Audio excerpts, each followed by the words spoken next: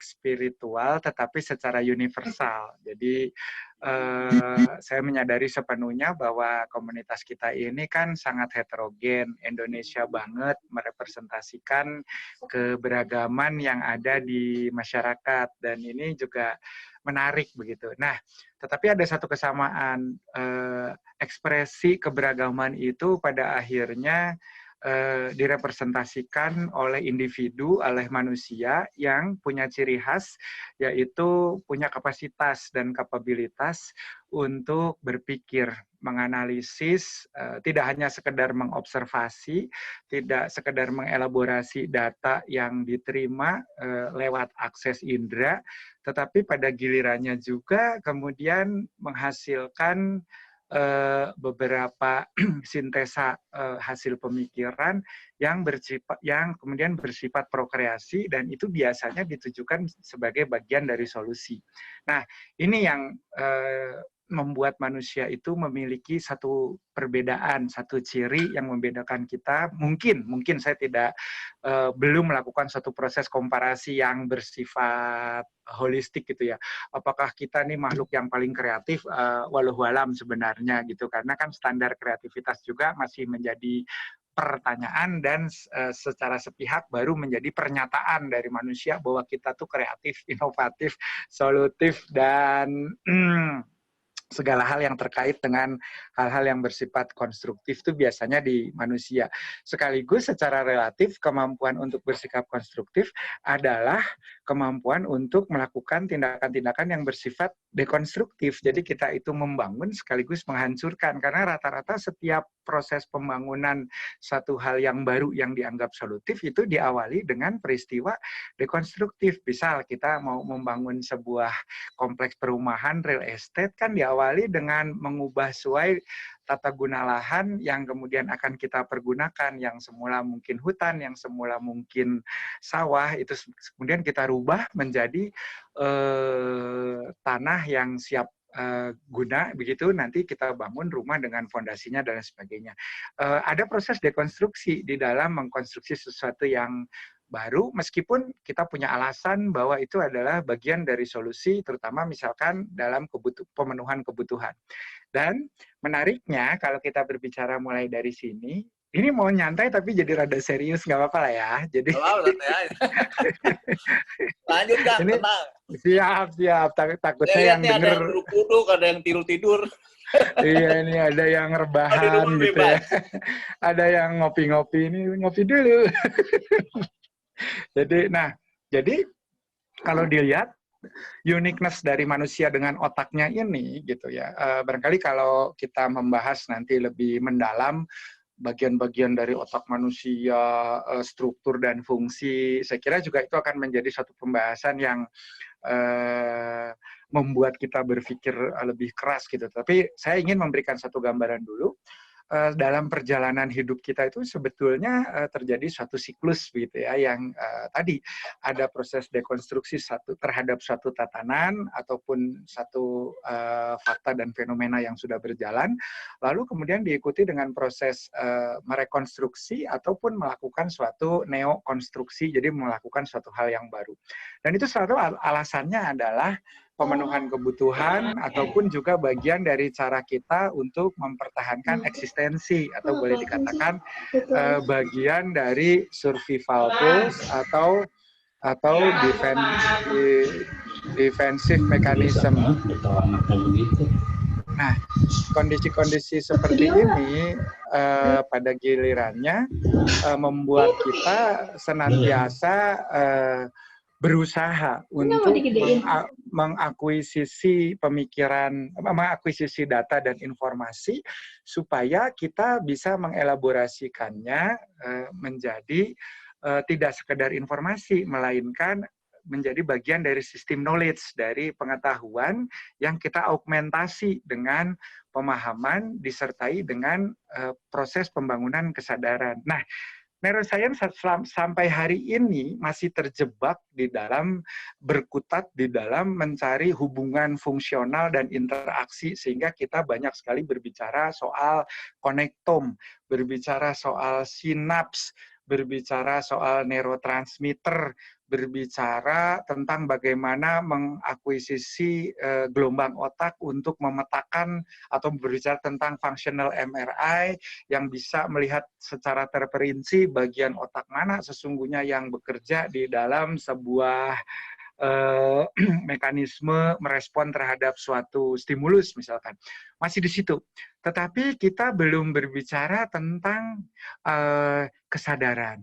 Jadi sebenarnya kalau sekedar melakukan suatu bentuk operasi gitu ya, dari A menuju B ataupun barangkali yang tidak selinier itu dan lebih kompleks dalam konteks katakanlah diferensial integral, modeling, menggunakan pendekatan statistik dengan berbagai hal yang bersifat probabilistik, ada model-model stokastik misalkan, atau mencari hubungan sebab akibat dalam konteks seperti di rantai Markov. Itu semua akan bisa direplikasi. Artinya otak manusia jauh lebih istimewa dari itu. Kalau kita hanya berbicara di aspek fungsi, bahwa otak manusia itu bisa menganalisis, bisa membuat suatu korelasi, bisa melakukan suatu modeling matematika, bisa menilai dan menimbang satu probabilitas, sehingga pengambilan keputusan itu mutlak murni hanya sekedar logika, sifatnya rasional, itu kita seolah jadi hanya membatasi bahwa sebenarnya kapasitas manusia nggak lebih dari mathematical machine gitu. Nah ini yang sampai hari ini kalau kita baca penelitian memang masih berkutat di sana. Artinya, oh ya ternyata di dalam memetakan kemampuan spasial seorang manusia itu ada di hipokampus. Penelitiannya pada para pengemudi taksi London gitu ya, yang klasik itu mobilnya warnanya hitam dan dianggap dia punya satu peta di otaknya yang lebih keren daripada Google Maps, sehingga dikomparasi masih kerap kali masih lebih unggul karena di situ ada local wisdom-nya, katanya si para driver itu kadang tahu ada event yang belum tentu masuk di dalam radar informasinya Google, tetapi menjadi local habits gitu atau local culture. Misalnya ada orang berkumpul di depan bar ini karena orang Irlandia tiap tanggal sekian merayakan misalkan Saint Patrick. Itu macet katanya, tapi Google belum tahu gitu datanya bahwa ada kegiatan seperti itu. Nah, itu saja kita bisa memetakan, oh ya itu peran dari nukleus dentata, oh ya itu peran dari sel piramidal, oh ya itu peran dari area yang disebut kornu anterior dan sebagainya. Masih berbicara anatomi, masih berbicara tentang neurofisiologi kan gitu ya. Tetapi itu semua kalau kita berbicara di situ, bahkan sampai di tingkat molekuler, sampai di tingkat DNA, kita ketemu gennya, oh gen ini akan berhubungan dengan kemampuan ini. Oh, it's okay. Oh, sekumpulan gen ini akan terkena yang namanya konsep epigenomik. Ketika kita merubah satu kebiasaan, habituasi, maka akan terjadi perubahan di tingkat DNA diikuti dengan neuroplasticity. Ya, tetapi itu semua, sahabat-sahabat, kalau menurut saya pada gilirannya akan bisa direplikasi oleh mesin karena parameter dan indikatornya objektif kuantitatif. Itu berada kalau di skala, ada di skala rasional, sehingga itu nanti bisa gitu dengan binary system. Itu akan bisa direplikasi oleh engine, oleh software, oleh kemudian nanti dibuatkan UI gitu, sehingga kemudian terinterfacing kepada sebuah device yang kemudian akan bersikap sama seperti manusia kalau si manusia itu otaknya hanya sekedar logic machine. Tapi ternyata manusia bukan sekedar logic machine gitu ya. Jadi manusia itu memiliki kelebihan. Ada hal-hal yang tidak sekedar kuantitatif objektif, tetapi juga melibatkan kualitas. Jadi kalau kita berbicara, tadi mungkin saya sempat share speaker atau podcast yang saya buat tadi pagi, atas permintaan beberapa teman di komunitas-komunitas yang berbeda, itu saya ingin menyampaikan begini, bahwa misalkan kita berusaha membandingkan nih ya, ada Mbak Rini, ada Mas Boy, ada Pak Agung, ada Mas Bambang, ada Mas Tiar, ada banyak ya, saya tidak bisa sebut satu persatu, ada Teh Wulan gitu, dan ada teman kita juga mungkin dari daerah lain. Masing-masing punya preferensi dan experience yang berbeda-beda karena sekarang kita sudah berusia juga sangat beragam. Ada yang 30, 40, 50, almost 60, dan sebagainya. Semua beragam. Dan semuanya punya pengalaman, dan pengalaman itu menjadi bagian dari proses memori.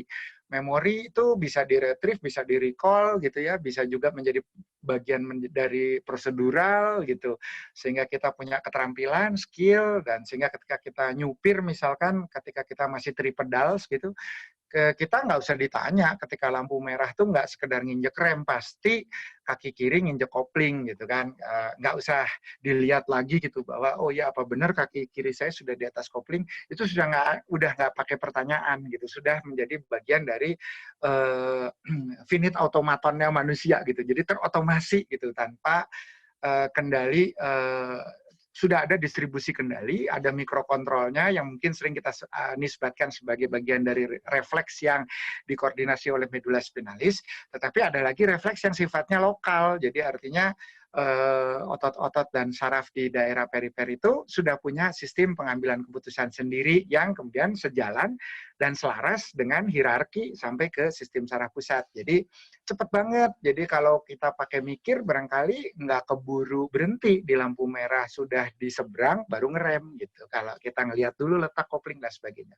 Nah, tadi saya cerita dari beragam teman-teman yang ada di sini, ini soal makanan aja.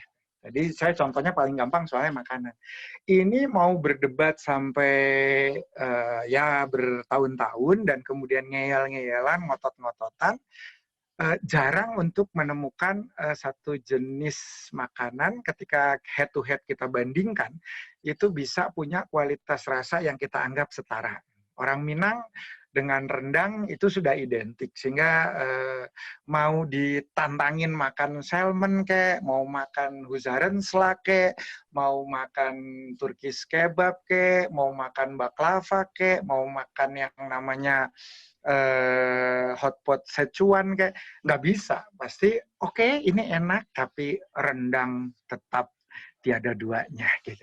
Sementara orang Jawa Timur mungkin rujak cingur atau soto, atau orang Jogja dengan gudeg gitu. Saya tadi juga agak sedikit bercanda, bagaimana tidak terpetakan sebuah memori yang kemudian melekat gitu. Bahkan air susu ibunya mungkin rasanya tuh rasa gudeg gitu.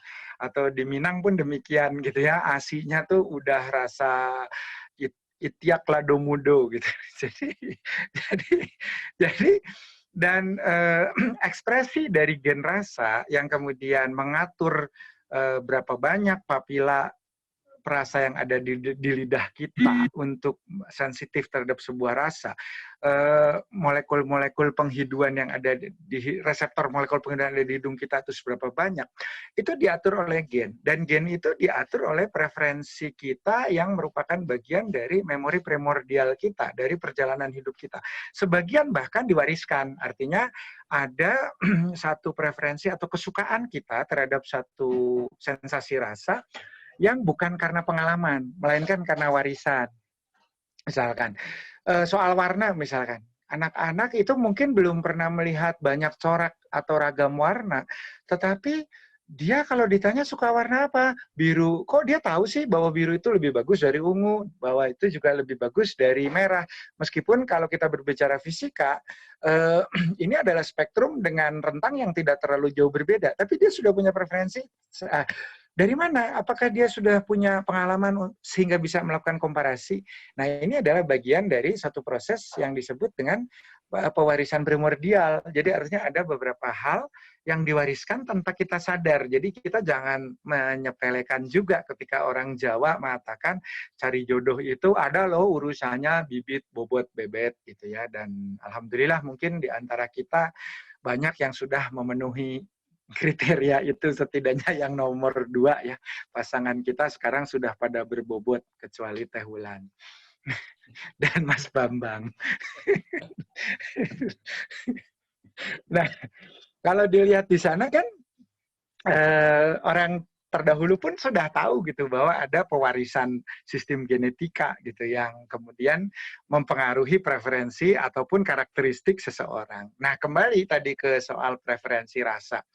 Kalau kita berbicara rasa sekarang, komputer bisa memetakan gitu, karena misalkan kita mengatakan nori, Japanese nori itu lezat. Kriteria lezatnya tuh kenapa? Oh iya, karena ternyata kandungan dari asam amino, nih kalau yang di Indonesia disebut micin tuh ya, apa namanya? glutamat gitu.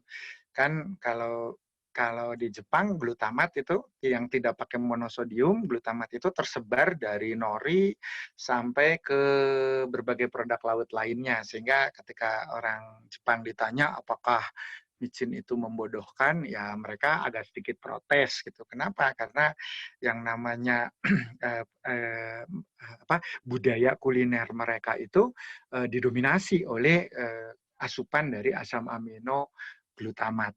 Termasuk soyunya. Kenapa soyunya gurih? Karena dari kedelai diasinkan, fermentasi, keluar glutamat. Kenapa setiap kuah itu ramen menjadi enak? Kenapa yang namanya sushi selalu dibungkus rumput laut? Karena itu glutamat gitu. Dan glutamat itu adalah neurotransmitter yang bersifat eksitatorik. Nah, kalau kita mau melakukan proses bahwa otak manusia itu adalah bagian dari kuantifikasi gitu ya, semua bisa terukur dan bisa direplikasi, bahwa rasa lezat misalkan terhadap satu jenis makanan itu bisa kita petakan dalam bentuk tabel statistika gitu ya. Rasa lezat itu apabila asam aminoglutamatnya sekian persen per 100 gram misalnya. Sekian pikometer, sekian pikogram, sekian nanogram di setiap 100 gram makanan tertentu. Terus kemudian harus ada metioninnya, harus ada trace elemennya. Misalkan ada unsur kadmiumnya sekian, magnesiumnya sekian, zincnya sekian. Itu bisa dikuantifikasi. Dan kalau diukur dengan itu, mungkin ada makanan-makanan yang grade-nya masuk A. Wah, ini makanan lezat sekali. Oh, ini adalah steak sirloin steak yang ada di rumah makan Salt Bae yang kayak begini itu gitu. Salt Bae atau ini adalah wagyu yang diberi minum bir Asahi dan dipijat setiap sore gitu ya. Kalau di Jepang minumnya bir Asahi, kalau di Eropa, Jerman sampai Spanyol banyaknya bir Corona. Ya. Ya, Bukannya mobil ya Corona. iya Pak, itu ada 3 jenis Pak Corona itu, 4 sekarang dengan virus. Jadi kalau yang selain bir dan mobil itu ada sigar, cerutu. Cerutu itu berdasar diameternya ada yang disebut Corona dan half Corona. Kalau yang di Indonesia produksi Taru Martani Jogja, saya nggak di-endorse, tapi itu tulisannya adalah cerutu Corona gitu. Jadi dan mungkin ada orang yang mencobanya karena disangka obat untuk virus Corona. Nah, jadi kalau saya lanjutkan lagi, bahwa kalau kita kuantifikasi seperti itu, akan ada grade makanan. Jadi artinya mungkin rendang paling hebat karena akumulasi dari semua nilai objektifnya, parameter-parameter dan indikatornya ada di sana. Kemudian mungkin juara duanya baru gudeg dan sebagainya. Wah, ini akan terjadi pertempuran ideologis teramat hebat antara orang Jogja versus orang Minang gitu ya, mempertahankan harga diri karena budaya dan cita rasa kuliner itu melebihi silsilah dan keturunan, kan kira-kira seperti itu. Cek urang Sinarama pas saya gitu ya garelut gitu ya terjadi terlukanya harga diri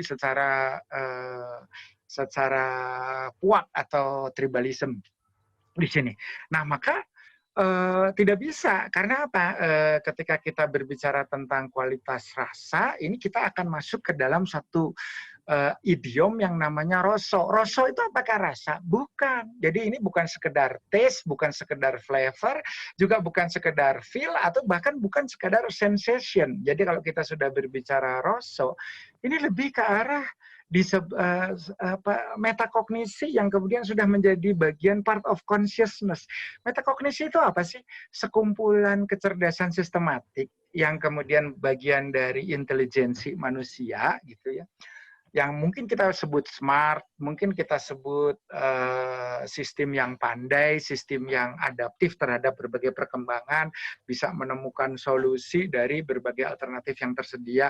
Iya, tetapi ini belum sampai kepada yang disebut dengan konsep Rosso, karena kalau kita berbicara konsep Rosso, itu adalah part of consciousness, jadi metakognisi pada akhirnya ketika dia terintegrasi dengan yang namanya bagian-bagian dari emosi, di mana manusia kemudian punya preferensi, maka saya acap kali mengatakan emosi juga mungkin perlu punya definisi baru, bukan sekedar dalam strukturnya itu terbagi menjadi sekedar positif negatif gitu ya, antara terpolarisasi antara kecewa, sedih, marah, gelisah dengan gembira, senang dan bahagia, kan kira-kira di ini polarisasinya seperti itu gitu ya ketika kita berbicara tentang psikobiologi dalam konteks kecenderungan manusia itu kan polarisasinya adalah kita menghindari ketidaknyamanan dan mengejar-ngejar atau mempertahankan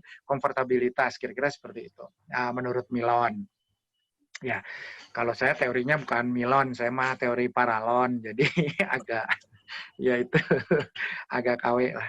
Nah, jadi kalau dilihat dari situ, ketika kita berbicara tentang kualitas rasa, kita tidak bisa lagi mengkuantifikasi karena di sini ada akumulasi dari berbagai berbagai katakanlah fragmen gitu ya, yang kemudian terakomodasi dalam proses metakognisi sehingga menghasilkan satu akumulasi di daerah consciousness gitu, satu kesadaran. Nah ini, maka ketika orang Jogja ketemu orang Minang, orang Surabaya ketemu orang Bandung, ya kita sama-sama amini saja bahwa Karedok juara 1 menurut Teh Rina, bahwa menurut saya mungkin empe-empe kapal selam itu adalah yang terlejat di dunia sekaligus representasi supremasi gitu ya, karena orang mana lagi di dunia ini yang bisa makan kapal selam kecuali orang Palembang kan gitu. Dan kalau kita lihat di sana yang semula masih menggunakan anotasi ada pelabelan benar dan salah, di sini menjadi hablur karena tidak ada lagi konsep benar salah menang kalah, karena ini adalah soal yang menjadi sangat individual personal, karena inilah yang menjadi bagian dari kesadaran, dari pengalaman spiritual, pengalaman sosial, dan juga pengalaman yang kemudian menjadi bagian dari representasi individual yang mewarnai pengalaman komunal. Jadi ini yang kemudian menjadi jembatan pada social neuroscience, karena kita sekarang banyak bicara social engineering tanpa melibatkan aspek neuroscience gitu. Padahal kalau kita berbicara neuroscience tentang kesadaran, kita nggak bisa lagi memetakan bahwa ini sekedar insula, bahwa ini sekedar adanya trajektori stream dari anterior cortex singulata, bahwa ini adalah gabungan antara prefrontal dan juga area subcorticalis, dan juga kemudian nanti akhirnya terproyeksikan lewat basal ganglia. Nggak hanya itu, kita tidak lagi sekedar berbicara, oh ini adalah satu spectral functioning di otak yang memerlukan pendekatan kuantum. Wah, mantap. Yang mengoptimalkan peran dari mikrotubul sehingga terjadi quantum entanglement. Aduh, kok angelmen ya sampai ke sana gitu. Tetapi intinya kan kalau kita lihat pada dasarnya akan ada satu konsep tentang sadar yang dibangun dari nalar, dari pengetahuan, yang pada akhirnya bersifat privat gitu. Jadi artinya kesadaran seorang manusia bersifat privat, dan ini diakomodir oleh organ apa gitu. Organnya mungkin bisa akumulatif, bisa di dalam kepala, bisa di luar kepala, sehingga banyak para filsuf memasukkannya sebagai per definisi acap kali disebut sebagai qualia. Qualia itu ya kita nggak susah sekali mendefinisikannya, dibilang kesadaran bukan, dibilang hasil kognitif juga bukan, tetapi qualia ini sebetulnya membuka jalan tentang adanya dimensi lain dari manusia yang tentu saja lebih didominasi oleh aspek spiritual. Jadi kalau kita menghayati perjalanan-perjalanan spiritual kita, setiap pengalaman indrawi pada akhirnya tidak lagi membutuhkan anotasi makna, terlepas dan terbebas dari definisi, tetapi ketika berhasil kita sikapi, yang kita harapkan ini terakumulasi menjadi sebuah pengetahuan yang akan menghadirkan kedamaian dan ketenangan. Saya kira kita sebagai orang yang beriman dan bertuhan gitu ya, serta menghayati dan meyakini serta mempercayai suatu hal yang bersifat vertikal esoteris, pada gilirannya yang dicari akan sama gitu, akan sampai kepada satu tahapan di mana yang ingin kita dapatkan di dalam menjalani dan menepati janji pada ruang serta setia pada waktu yang tidak pernah kita bisa ulang, itu adalah rasa tenang, rasa damai, dan itu mewujud serta termanifestasi dalam rasa cinta yang bukan juga platonis, bukan juga obsesif kompulsif, tetapi bahkan kalau kita masih bisa mendefinisikan cinta, terkadang kita terjebak di dalam objektivitas yang tidak otentik. Artinya sebenarnya kita nggak ngerti cinta kalau masih bertanya cinta itu apa sih, ukurannya bagaimana, kamu tuh cinta sama saya dong, tolong diomongin dong supaya saya tahu gitu ya. Artinya sebetulnya kita benar-benar nggak tahu soal cinta karena perlu diberitahu gitu. Nah, maka cinta seperti ini juga nggak bisa dikuantifikasi. Ini bukan lagi persoalan hormonal, bahwa itu adalah sekumpulan dopamin yang bertemu dengan serotonin yang kemudian bisa meredam kortisol, yang kemudian ini nanti akan mendorong epinefrin, kemudian akan menghasilkan feniletilamin dan diikuti oleh peningkatan proses produksi oksitosin, kan gitu ya.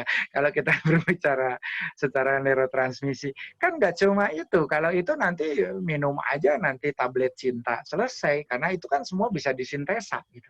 Ada pil oksitosin yang sekarang sudah diproduksi untuk bentuknya cair. Dipakai untuk apa?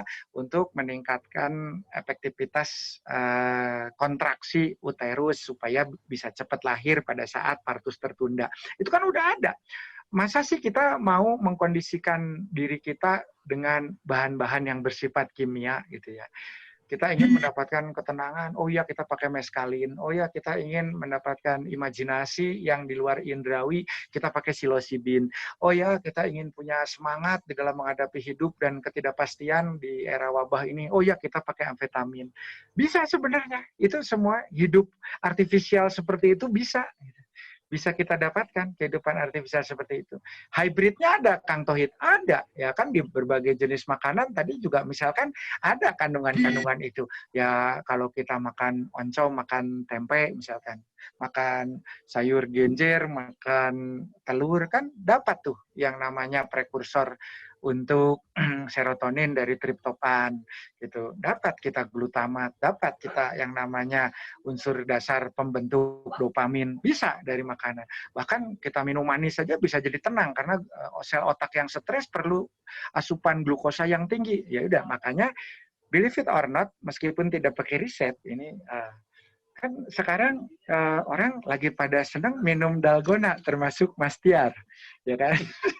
Padahal untuk membuat dalgona itu Nescafe 2 saset itu gula putihnya tuh 2 sendok kalau mau menjadi emulsi yang kental seperti itu. Karena nggak 2 sendok. Ya. Bukan, kenapa orang suka dalgona? Rasanya enak kayak di kafe dan menenangkan. Kenapa? Karena glukosa gitu. Oh iya.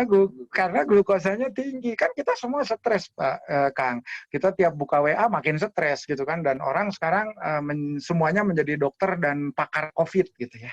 Sehingga semua cerita tentang tips, semua cerita statistik, semua cerita modeling perguruan tinggi, bahkan akan ada peak level mencapai, wah kita setiap baca itu nggak bisa tidur, bahkan yang mau sholat aja nggak jadi karena terus lebih asik buka WA-nya. Nanti akan mencapai jumlah sekian gitu, wah kita makin stres. Makin stres, Pak. Jadi saya nggak kebayang ya kalau yang di gugus tugas stresnya kayak apa. Kita aja cuma lewat WA, kalau yang di sana ngeliatin beneran kan gitu. Yang garda depan kita juga luar biasa, ada ya perjuangan yang memang inilah resiko. Menurut saya memang harus kita doakan agar dikaruniakan kekuatan dan juga keselamatan. Nah itu. Nah kembali, mengapa kok jadi seneng? Ya kita udah nggak punya aktivitas, barangkali ini adalah bentuk-bentuk kreativitas, betul. Tapi dalgona itu manis loh gitu. Dan kita mulai senang yang asin-asin cemilannya, karena kita mulai perlu natrium untuk memberi energi baru bagi proses neurotransmisi di saraf kita. Karena kita tahu bahwa yang namanya pembentukan potensial aksi di saraf itu perlu natrium. Jadi kita sekarang itu mengeksitasi diri dengan kopi, menenangkan diri dengan gula, dan kemudian mulai mengkonsumsi cemilan yang bisa membuat kita berpikir lebih keras karena rasanya sistem kerja otak kita sekarang itu mulai mengalami tingkat kelelahan yang cukup tinggi. Nah, tapi hati-hati karena konsekuensi. Kalau Mas Tiar sih nggak apa-apa, itu kan baru hari ini Teh Wulan berhasil membuat dalgonanya. Selebihnya tidak bisa mengental katanya. Jadi aman. Ini ada kakak Imes baru datang nih, co-hostnya terlambat. Harus terap dulu, suruh angkat kaki.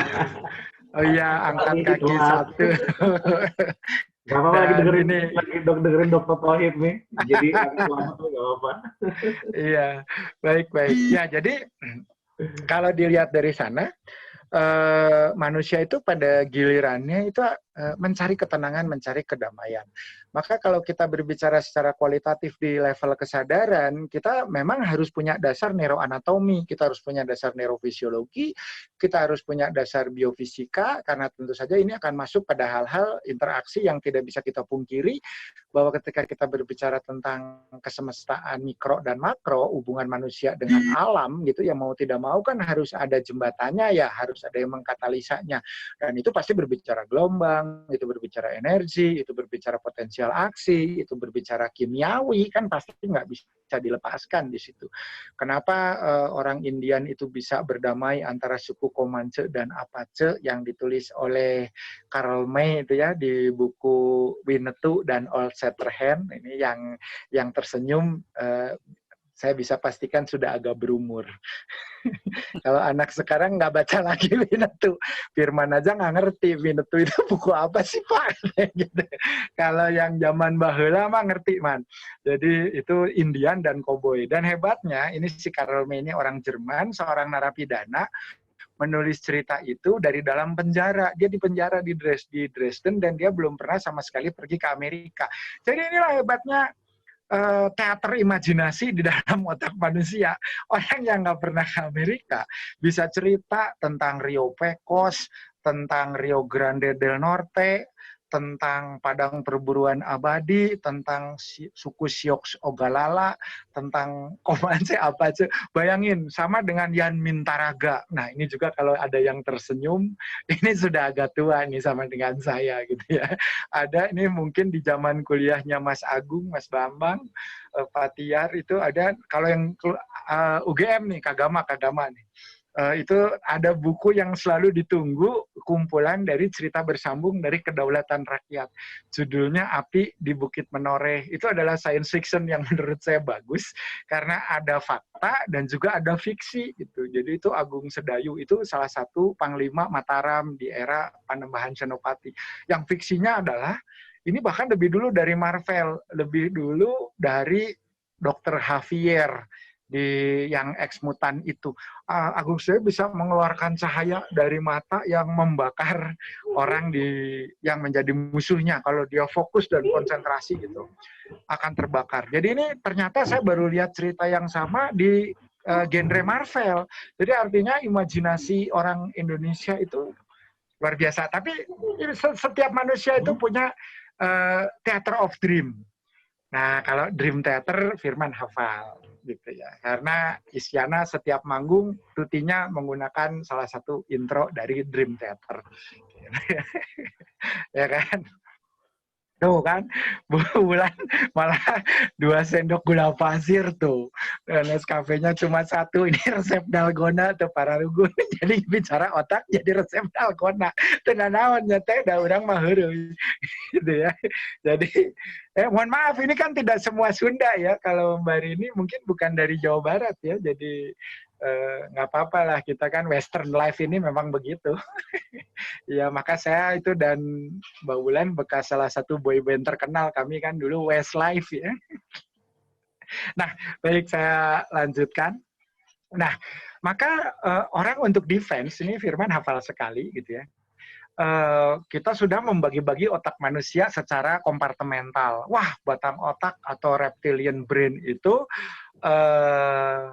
sifatnya tuh survival kits atau survival tools, di mana di situ namanya kebutuhan paling fundamental dipenuhi berdasarkan permintaan bagian itu. Orang napas, orang makan tuh pasti membutuhkan oksigen, membutuhkan nutrisi. Nah, disitulah yang kemudian menjadi motif yang diolah oleh the next compartment of our brain, yang menjadi bagian dari panduan ketika kita belajar, panduan ketika kita mengekstrak data dari experience, dan panduan dari ketika kita mengembangkan gitu ya sisi-sisi afeksi begitu yang kemudian kita kenal tadi terpolarisasi dalam bentuk-bentuk ekspresi emosi misalkan seperti itu.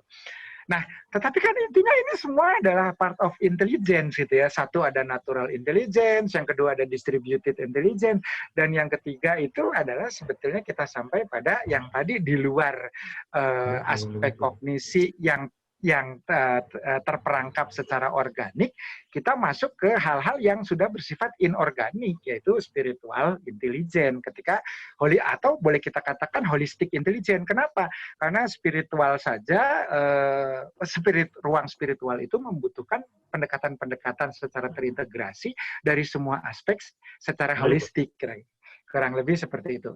Nah, maka di dalam pemenuhan kebutuhannya, manusia, kalau saya boleh sedikit bercerita, setiap motif untuk menjadi kreatif dan kecerdasannya itu diasah, sehingga bisa menghasilkan rahmah karena punya amanah. Amanahnya itu apa? Yaitu mensyukuri dan menikmati karunia yang namanya kehidupan.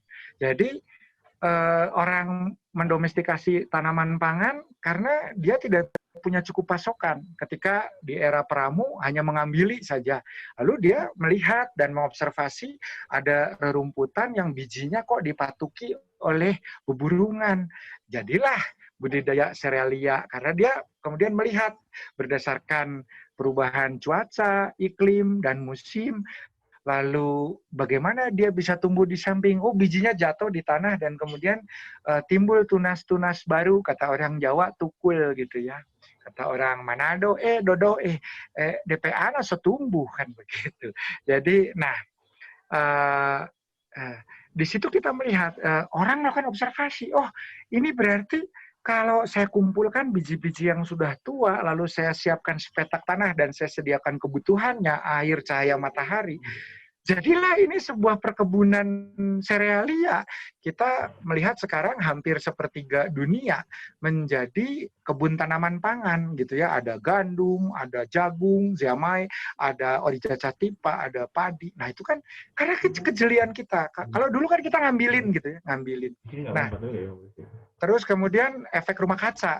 Mungkin teman-teman juga tahu sebenarnya bukan mobil yang menyumbang terbesar nitrogen, karbon monoksida, dan karbon dioksida gitu ya.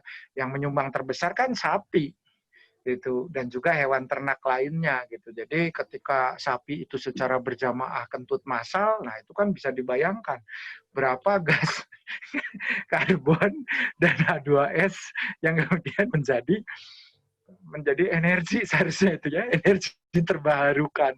Asal kita punya inovasi. Ini akan jadi inovasi ke depan bahwa nanti dibuat semacam sungkup atau prop yang dipasang di pantat-pantat sapi sehingga ketika mereka kentut itu akan menjadi gas bukan alam cair tetapi ini gas natural gas gitu ya dari situ. Nah, coba bayangkan.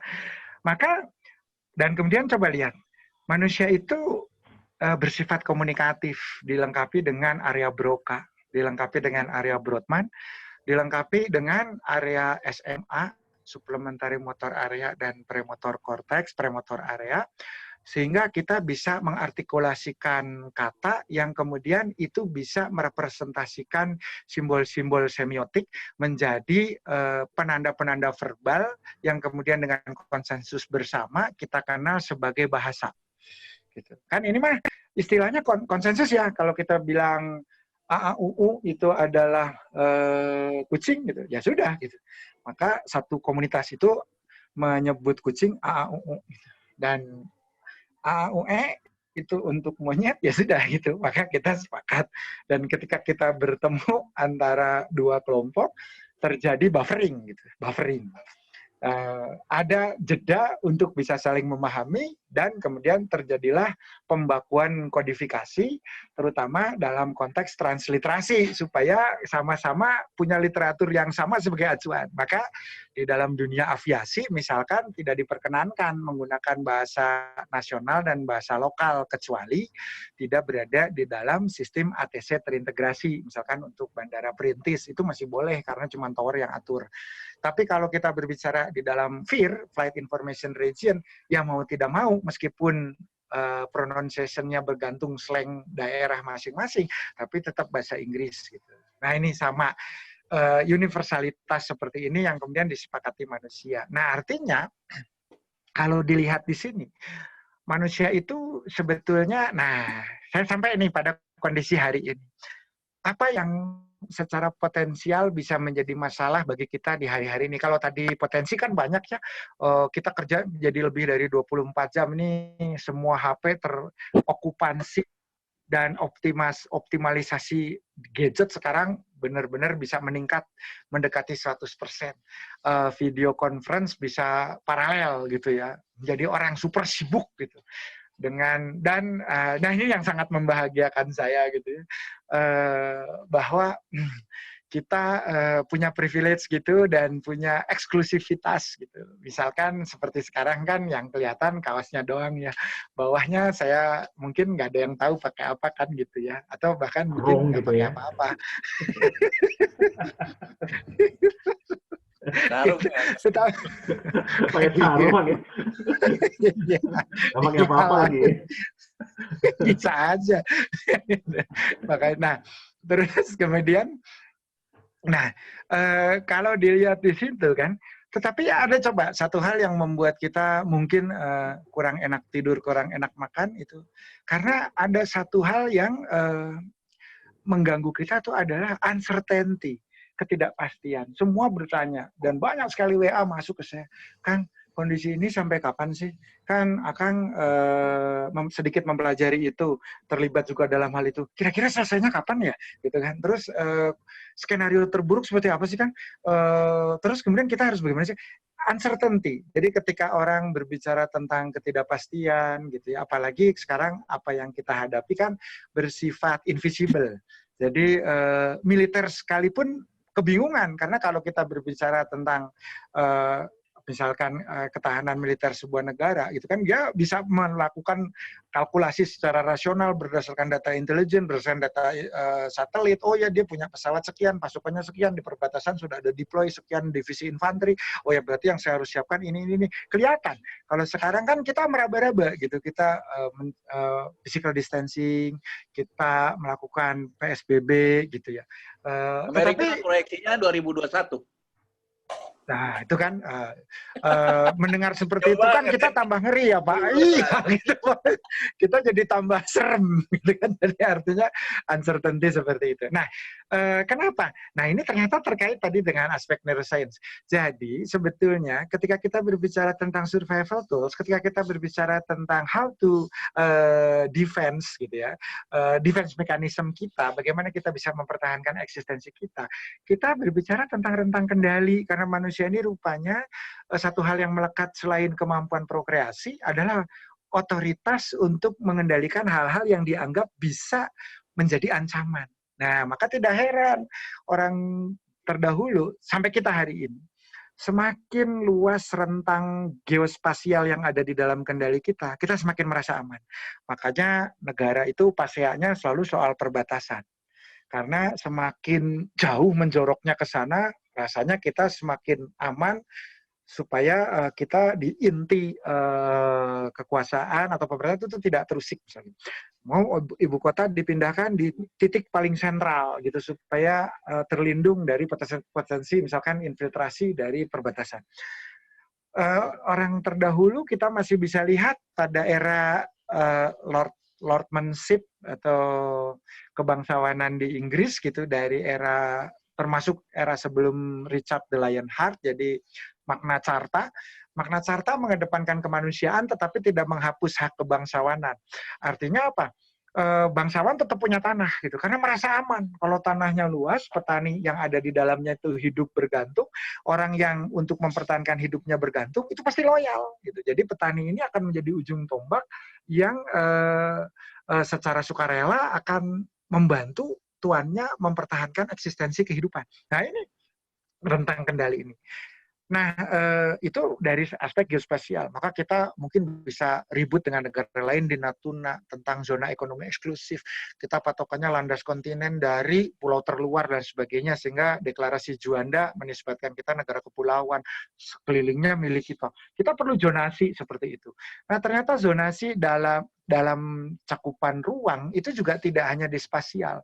Kita pun hari ini kan masih melindungi secara protektif, melakukan tindakan-tindakan melindungi zona yang kita anggap sebagai otoritas kita. Rumah kita pagerin, setidaknya rumahnya kita tembokin gitu, halamannya kita pagerin gitu. Dan kompleks kita jalin komunikasi supaya kita menjadi satu komunitas yang punya imunitas terhadap infiltrasi yang kemungkinan bisa berasal dari luar dan menjadi ancaman. Sampai nyewa satpam, sampai pasang portal. Ayo, kan di situ kan. Jadi naluri defensif manusia seperti itu. Jadi semakin besar ruang spasial yang dimiliki, dia akan semakin merasa aman. Karena ruang yang dimiliki itu kalau di era terdahulu terkait juga dengan pemenuhan kebutuhan terkait kehidupan. Pangan, semakin luas pangan, lahan yang dimiliki, pangan juga akan memiliki kepastian pasokan. Saat ini dimensinya bergeser karena kemudian juga kita berbicara energi, kita berbicara tentang permutasi dan transportasi, penguasaan terhadap ruang-ruang itulah yang kemudian menjadi persoalan, sehingga sampai hari ini kan kita masih agak tarik ulur. Misalkan tadi tentang penguasaan ruang udara di atas Kepulauan Riau antara Singapura atau Changi Control gitu ya, Changi approach control gitu, dan juga dengan FIR 1 Indonesia, Flight Information Region 1 Indonesia. Itu kan masalah teritorial. Yang kedua, ini sebenarnya sudah lewat waktunya, tapi nggak apa-apa ya, saya izin 10 menit lah Om Bambang. Jadi supaya nanti diskusinya ramai. Tapi diskusi nggak harus yang saya omongin ya, misalnya mau nanya resep peyem juga nggak apa-apa gitu kan. Bisi we gitu ya, karena ini bahasannya rada ini. Tapi ini manusia ya, manusia. Nah, apakah hanya terkait masalah ruang? Tidak, ternyata kita juga punya yang namanya social space, penguasaan terhadap social space melalui kemampuan berkomunikasi dan soal bahasa yang tadi diperankan Arya Broca dan Brodmann, itu juga menjadi bagian dari defense mechanism, survival tool. Semakin besar network yang kita miliki, kita akan semakin merasa aman. Coba kalau kita adalah gegeduk, cek orang Sunda nama gegeduk, kata orang Jawa, gento gitu ya, tokoh preman di satu kampung, atau tokoh terhormat lah, atau key person kalau menurut H.L. Bloom di dalam teori public health. Ketika kita berbicara tentang maka di Jawa atau di beberapa daerah di Nusantara, kebangsawanan itu menjadi sangat penting. Gelar itu menjadi sangat penting karena dia adalah bagian eksklusif dari satu masyarakat yang punya kontrol sosial gitu. Dan ini sebetulnya kan tidak terlepas dari aspek pemenuhan kebutuhan yang bersangkutan untuk mempertahankan eksistensinya, kehidupannya. Makanya kita mungkin, sekarang mah nggak ada darah biruan. Lagian darah biru ditolak untuk jadi donor di PMI, yang dicari darah merah, yang HB-nya tinggi kan gitu. Kalau darah biru kan hipoksia. Gitu. Nah, maka kalau dilihat di situ, tapi itu kan eksistensi secara sosial itu ada social space yang secara antropologi ketika kita banyak kawan, ketika kita kemudian membangun satu puak, Margaret Mead itu di Papua melihat kenapa terjadi perang antar suku, kenapa kemudian satu suku itu menjadi kuat, karena dia menambah secara kuantitas, nambah orang, menambah wilayah, menambah pengaruh gitu ya. Maka kita juga tidak heran ketika Hitler dengan mengangkat superioritas ras Aryanya gitu ya, sehingga Dutch Uber alles, kalau Bogor nguber tales kan itu bedanya tipis. Nah itu jadi supaya orang-orang Arya sedunia kan punya satu kesepakatan, punya satu landasan ideologi yang sama, berpikir yang sama, dan itu kan menjadi satu kekuatan yang saling melindungi, saling memproteksi. Maka juga tidak heran ketika di zaman terdahulu banyak anak, banyak keluarga, banyak marga, terah itu ditelusuri supaya kita punya sistem kekerabatan yang menjadi supporting system gitu. Jadi kalau kita melihat ini konsep marga, konsep tribalisme, konsep puak, konsep kesamaan ras, dan juga nanti akhirnya ada satu titik temu di mana terjadi interferensi, atau interferensi ini kalau menurut bahasanya Mas Bambang nanti bisa bersifat menguatkan, bisa bersifat saling meniadakan bahkan. Nah, kontraproduktif dan produktif. Ada titik-titik singgung di mana kepentingan kelompok-kelompok sosial terkait social space-nya ini menjadi konflik horizontal kan gitu. Nah, sampai hari ini itu kendala manusia sehingga kompetisi dimanapun terjadi kan baliknya ke situ gitu ya. Ada perjuangan kelompok, ada perjuangan identitas, ada perjuangan kelas, mau tidak mau tetap harus. Nah, ini naluri dasar manusia kan. Nah, maka social space seperti itu, geospatial space seperti itu. Dan sekarang kita masuk di era, karena kita berbicara neuroscience, uncertainty itu bagian dari yang namanya intellectual space. Semakin kita tidak tahu tentang sebuah informasi yang kita rasa itu penting, kita itu semakin merasa terancam. Gitu kan. Maka orang itu kepo banget gitu. Orang itu belajar, orang itu sebenarnya itu how to survive gitu. Ketika tadi orang tidak bisa buat dalgona, gitu. Itu rasanya udah terancam banget gitu ya, bahwa akan tereksklud dari sebuah komunitas yang punya kesamaan bahwa tiap hari sekarang minumnya dalgona misalnya gitu. Jadi kita belajar, kita beli banyak buku, kita sekarang berlangganan online course, kita ikut webinar, kita kemudian bersilaturahim dengan orang, kita mendekat pada para begawan. Untuk apa? Mendapatkan secercah pengetahuan supaya kemudian itu bisa kita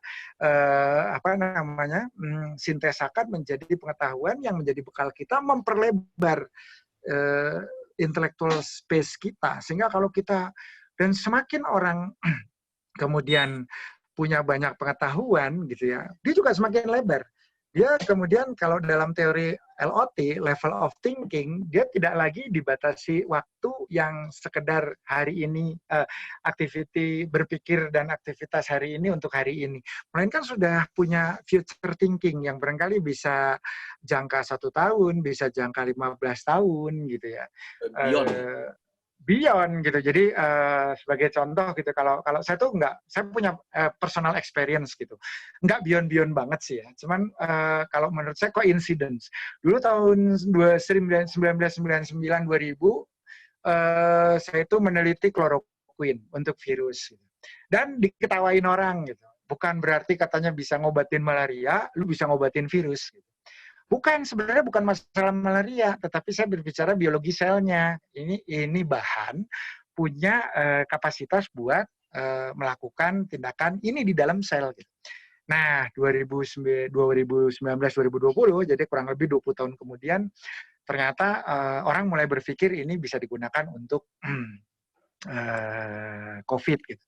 Terus 2007-an gitu saya agak prihatin dengan mahasiswa gitu mengatakan ini public button sumber penularan potensial banget ya, orang di ATM tuh kita nggak pernah tahu sebelumnya ngapain gitu.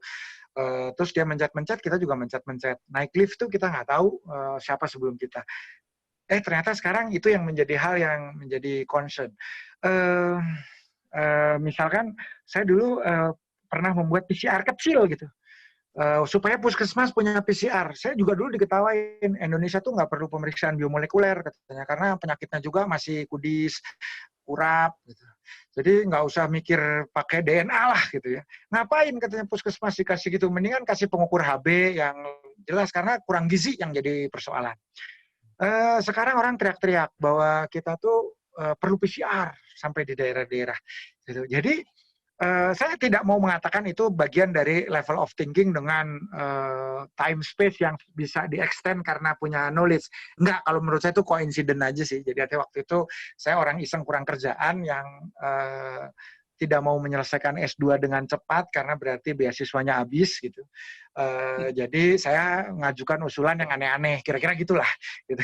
Terus sehingga sebenarnya itu kerja supaya dibilang sibuk gitu. Nah, Tetapi kira-kira mungkin seperti itu. Jadi kalau Pak Habibie mungkin begitu ketika orang berbicara tentang belum berbicara tentang betapa Indonesia itu memerlukan moda transportasi cepat murah lewat udara, beliau sudah desain N250 kira-kira seperti itu. Nah, tapi teman-teman, sebagai konklusi sementara dari diskusi kita hari ini yang nggak jelas juntrungannya, saya boleh katakan, ini mungkin teori baru dan mungkin bisa dielaborasi nanti oleh teman-teman semua ya, dan kita perlu riset lagi untuk itu. Tetapi sebetulnya, apabila kita tidak punya spiritual space, gitu ya, semua space tadi tuh nggak ada gunanya gitu. Jadi sebenarnya kalau kita melihat, kita bisa punya ruang pengetahuan yang terus terekstend sampai besar, tetapi ujungnya tetap adalah ketidaktahuan.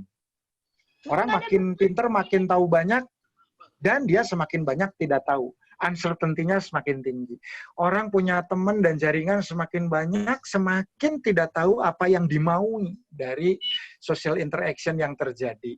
Orang berhenti mungkin pada aspek saling memanipulasi untuk pemenuhan kebutuhan pribadi, dan pribadi-pribadi manipulatif seperti ini, termasuk kita barangkali juga banyak berkeliaran menjadi virus-virus yang menular dengan sangat cepatnya. Ruang geospasial pun akan ada batasnya. Aliansi antar negara pada akhirnya toh perang dingin membuktikan toh akhirnya hanya ada dua pihak yang berhadapan, nggak lebih dari itu. Mentok-mentoknya kan di situ. Nah, tetapi kalau yang kita expand itu adalah ruang spiritual, dengan sendirinya sebetulnya social space-nya juga akan berkembang, geospatial space-nya akan berkembang, dan kemudian juga intellectual space-nya juga akan berkembang itu dalam satu balon besar yang kita sebut tadi adalah holistik atau spiritual space begitu. Nah ini saya menawarkan satu gagasan gitu. Kenapa? Karena kalau kita sudah punya satu level gitu di dalam konteks holistik atau spiritual gitu, teman udah jelas banyak, karena yang sama-sama mencari kebenaran pasti bukan cuma satu, yang mencari ketenangan, kedamaian bukan cuma kita sendiri. Kemudian geospasial tidak lagi menjadi persoalan, karena Kenichi Ohme di 99 aja udah ngomong, bentar lagi kita juga borderless world. Sekarang kita lihat, Zoom ini siapa yang mau ikut dari mana juga nggak masalah. Mungkin insan dari Belanda mau ikut, bisa. Mungkin teman kita di India mau gabung sambil berpartisipasi, bisa. Mungkin teman kita dari Kutub Selatan juga, kalau ada silakan bisa. Artinya kan ketika kita punya satu spirit yang sama begitu, geospasial menjadi akan meluas dan tanpa batas gitu. Bahkan orang yang ada di ISS itu, stasiun ruang angkasa, bisa saja ikut berkolaborasi dengan kita di sini hari ini. Interaksi sosial juga menjadi semakin tidak berbatas tadi, dan kemudian tadi intellectual space akan semakin melebar karena akan begitu banyak tanda yang bisa kita buka bersama sebagai bagian dari proses atau upaya untuk bersama-sama memetakan jalan menuju apa yang kita cari sebagai tujuan bersama. Nah ini kalau menurut saya ini akan menjadi sangat indah. Dan kalau kita tadi kembali berbicara ke sifat ya, ke hal-hal atau elemen atau indikator-indikator yang bersifat neuroanatomi, neurofisiologi udah terinstall semua, tinggal bagaimana kemudian kita mengelaborasi, mengkolaborasi, menghasilkan sinergi yang mengkanalisasi sehingga kita bisa menjadi insan yang lebih dimuliakan. Nah, ini kira-kira. Jadi perimeter yang memberikan kita ketenangan dan kedamaian, kalau kita cari lewat pengetahuan akan ada batasnya. Perimeter dan parameter di dalam lingkup interaksi sosial akan ada batasnya. Sekarang saja kita sudah mulai melihat secara fisik berkurang, mungkin secara daring bertambah, tapi tetap ada batasannya, terlimitasi. Dalam konteks geospasial apalagi orang tambah banyak, tanah tambah dikit kok gitu ya. Dan itu akan perimeter dan parameternya akan ada batasnya. Tapi kalau kita berbicara tentang balon spiritual yang terus melebar, batas ini juga menjadi unlimited gitu kira-kira. Dan itulah yang sebetulnya bisa menghadirkan ketenangan dan kedamaian, karena kita tidak lagi tersandra oleh indikator kuantitatif berupa perimeter dan parameter. Jadi kita bukan sekedar learning machine, bukan sekedar thinking atau logic machine, tetapi kita adalah makhluk bernalar yang tahu kadar sehingga tertalar dan dapat membangun konsep sadar. Ya, kira-kira itu. Jadi, mangga silahkan. Barangkali sekarang sudah saatnya cooking class untuk bikin dalgona. Mangga. Oke, mantap. Nuhun nih Kang, keren banget dah. Tadi ini Kakak Imes juga terlambat. Ada Kakak Jaki juga. Sebelum kita buka beberapa pertanyaan ya, kesempatan bertanya atau diskusi. Nanti kalau dibuka, rame kan. Karena semuanya mau ngomong. Itu saya mau tanya dulu Kang. Saya mau nanya dulu nih Kang. Itu kalau nanyanya cuma sekali, besok ini COVID sampai kapan sih masih mending ya? Kalau nanya tiap hari, lama-lama bahaya tuh ya. Stres kronis, unpredict. Jadi sebenarnya sebenarnya kalau menurut saya ya Kang, kondisi saat ini itu menjadi multiple crisis gitu. Karena kan ketika kita menerima informasi repetitif, kita juga mengembangkan konstruksi kecemasan yang juga semakin kuat gitu ya. Sehingga Firman juga sudah buka konsultasi untuk bisa merilis gitu kan, supaya jangan terjebak. Teman-teman HIMSI, DKI Jaya, teman TEVA yang kita sahabat kita dari Bandung, mana-mana lah, termasuk mungkin kita semualah di sini bisa membantu. Sebenarnya ketika itu menjadi fondasi yang teramat kuat ya, kalau kata Pak Bambang bahasa neuromarketingnya nih, berhubung alumni MMUI, jadi ada priming yang kemudian tadi berulang-ulang diperkuat gitu, maka sebetulnya ini yang kita khawatirkan. Karena kalau fase akut ya, barangkali itu melibatkan mekanisme atau jalur SAM, lebih ke arah adrenal ya, medula adrenal, dan sifatnya cepat, kaget sebentar, khawatir, deg-degan, adrenalin naik, tapi kemudian kita bisa melakukan proses mencari resolusi gitu terhadap konflik yang terjadi dalam diri kita. Tapi kalau panjang nih kan sudah masuk nyeret PNI ya, psikoneuroimunologi, jalurnya HPA, tidak hanya sekedar adrenalin dari anak ginjal gitu, dari daerah medula, tetapi sudah ke HPA. Jadi hipotalamus, pituitary, dan adrenal udah terlibat semua. Dan kita tahu kortisol tidak ada salahnya, epinefrin tidak ada salahnya, ACTH juga tidak ada salahnya. Semuanya baik. Bahkan di dalam konteks imunobiologi, mereka inilah yang membantu kita melakukan satu proses memodulasi, memoderasi, mengelola radang supaya tidak berlebihan. Tetapi kalau jangka waktunya menjadi panjang, timeline-nya berubah, stresnya kronis, kortisolnya diproduksi terus-menerus gitu ya, otomatis kalau secara imunologi akan ada potensi ancaman. Apa? Kortisol yang tinggi ini kan sifatnya imunosupresif. Imunosupresif itu menekan sistem imun lewat dua cara. Yang pertama, sistem imun dari hematopoietic system itu berdiferensiasi menjadi yang alamiah, menjadi yang kemudian adaptif. Yang alamiah itu nanti jadi neutrofil, jadi mast cell, eosinofil, terus NK gitu. Terus yang adaptif nanti jadi sel, tadi ada monosit juga. Nanti jadi sel limfosit T, jadi limfosit B, sel plasma, dan sel memori.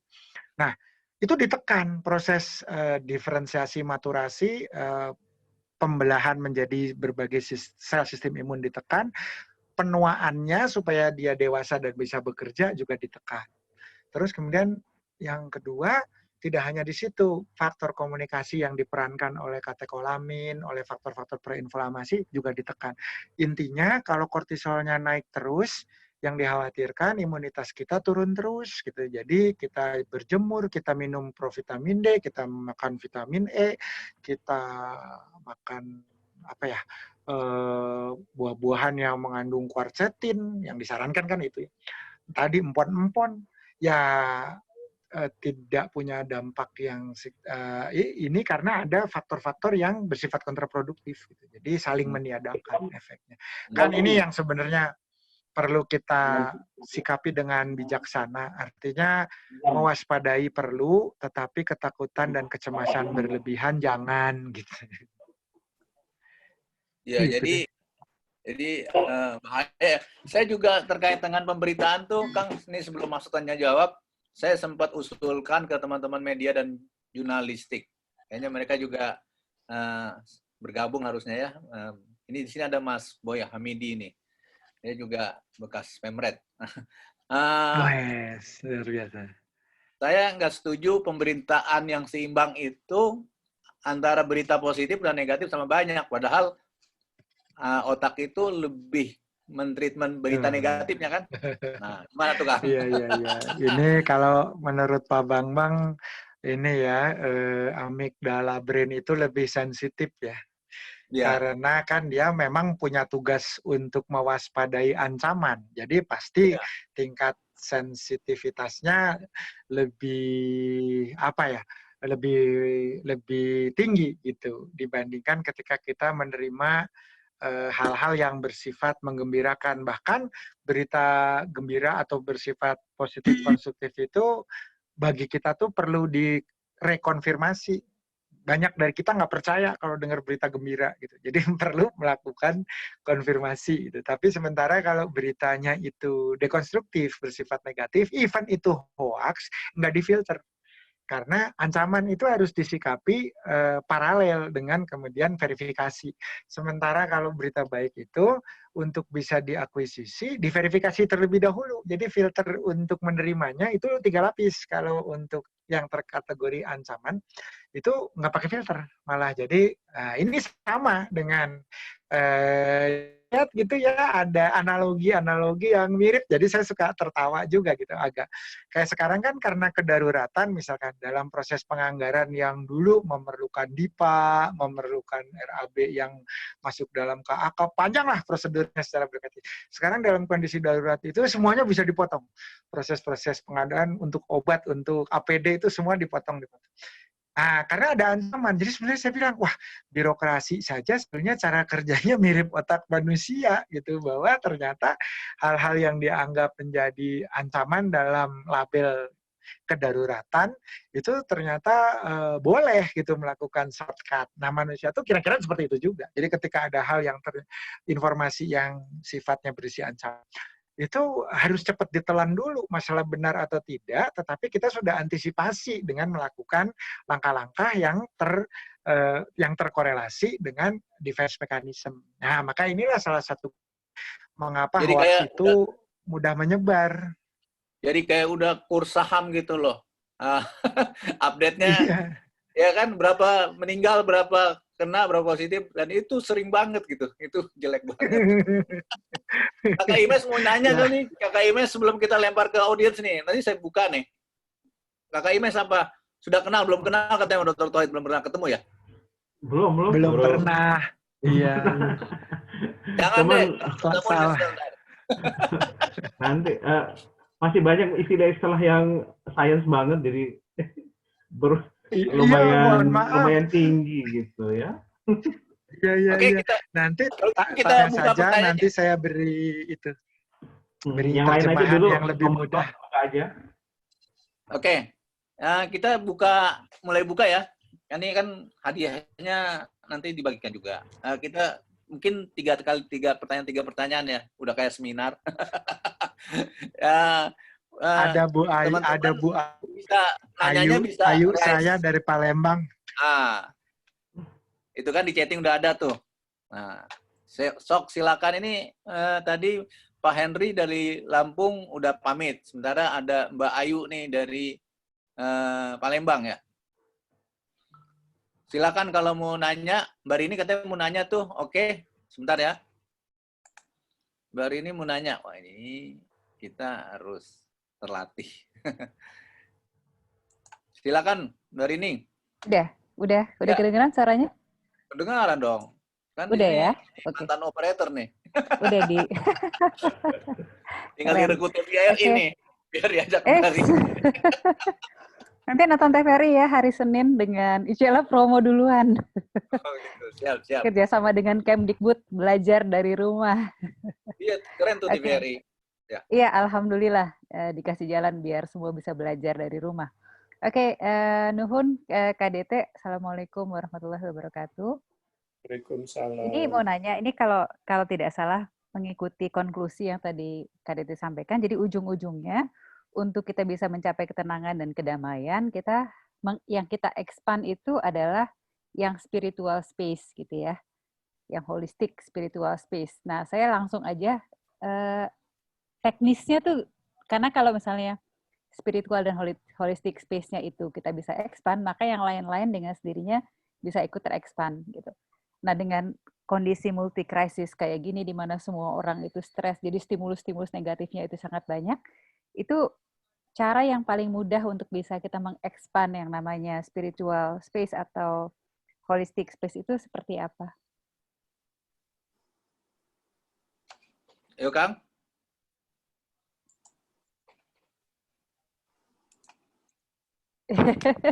Lagi bikin dalgona kayaknya nih.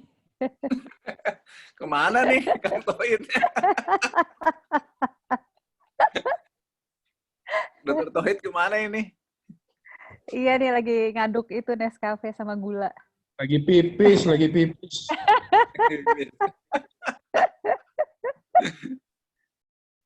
Aduh ya Allah. Tapi kok di sini nggak ada. Heng kali mau Iya, ya. hilang Hilang. Iya, bisa. heeh. Coba ditanya. lagi di kali di pesawat ISS kali tadi di angkasa. Nah ini udah masuk lagi. Oh. Ketenang kali ya. Gila. Mana Kang jawabannya? Itu sempat ke ini. Oh iya. Saya Udah masuk putus. Iya. Hah? Ini wifi saya putus. Silakan dijawab Kang. Tadi dengar pertanyaannya. Perlu diulang nggak? Mesti Enggak, diulang apa perlu gimana? diulang. Oh perlu Perlu diulang. diulang. Ya. Ini karena Ayo diulang lagi Oke. pertanyaannya. Oke, Nuhun ya Kang ya. Saya ulang ya. Jadi kalau mengikuti paparan KDT tadi, Siap. terutama di bagian konklusi, kan ujung-ujungnya kalau saya nggak salah catat, untuk kita bisa mencapai yang namanya ketenangan atau kedamaian yang semua orang ujungnya mencarinya ke situ ya. Nah, itu maka yang harus di-expand adalah yang namanya holistic atau spiritual space-nya. Karena kalau kemudian spiritual space-nya itu bisa kita Iya. expand, maka kemudian elemen-elemen lain bisa ikut terexpand dengan sendirinya. Nah, dengan situasi yang sudah multi Insya Allah krisis begitu. seperti ini, gitu ya, kita berusaha untuk menenangkan diri, tapi kiri kanan enggak. Jadi kita ter-expose dengan hal-hal yang luar biasa menggoda iman gitu. Nah, ini gimana caranya? Iya. Tips praktisnya aja kali ya, Kang ya, supaya kita bisa terus-menerus mengexpand. Mungkin belum sampai mengexpand, mempertahankan spiritual space aja tuh gimana caranya? Sampai kemudian bagusnya bisa mengexpand dan kemudian menularkan pada orang lain untuk juga bisa ikut mengexpand yang namanya spiritual space. Nuhun, Kang. Jadi tips praktisnya Wah, ya. Iya. Tips praktisnya. Karena kita nggak tahu nih berapa lama harus bertahan dengan kondisi itu. kayak gini. Tadi uncertainty-nya tinggi ya. Betul, Ketidakpastiannya kan luar biasa itu ya. Kita belum pernah ngalamin yang kayak gini, jadi ngukurnya belum. gimana gitu. Iya. Ya ini baik sekali. Memang yang kita butuhkan hari-hari belakangan ini tentu saja hal-hal yang bersifat praktis yang bisa kita terapkan di dalam keseharian. Dan saya mencoba memberi ilustrasi bahwa ini sudah menjadi real problem yang makin kita rasakan karena banyak sekali yang berkomunikasi saya lewat WA atau bahkan mencoba telepon. Itu kalau saya lihat dari pola komunikasinya tuh memang sudah menjurus ke arah depresi bahkan karena sudah kehilangan keyakinan, sudah tidak punya harapan gitu ya dan dicekam oleh ketakutan sehingga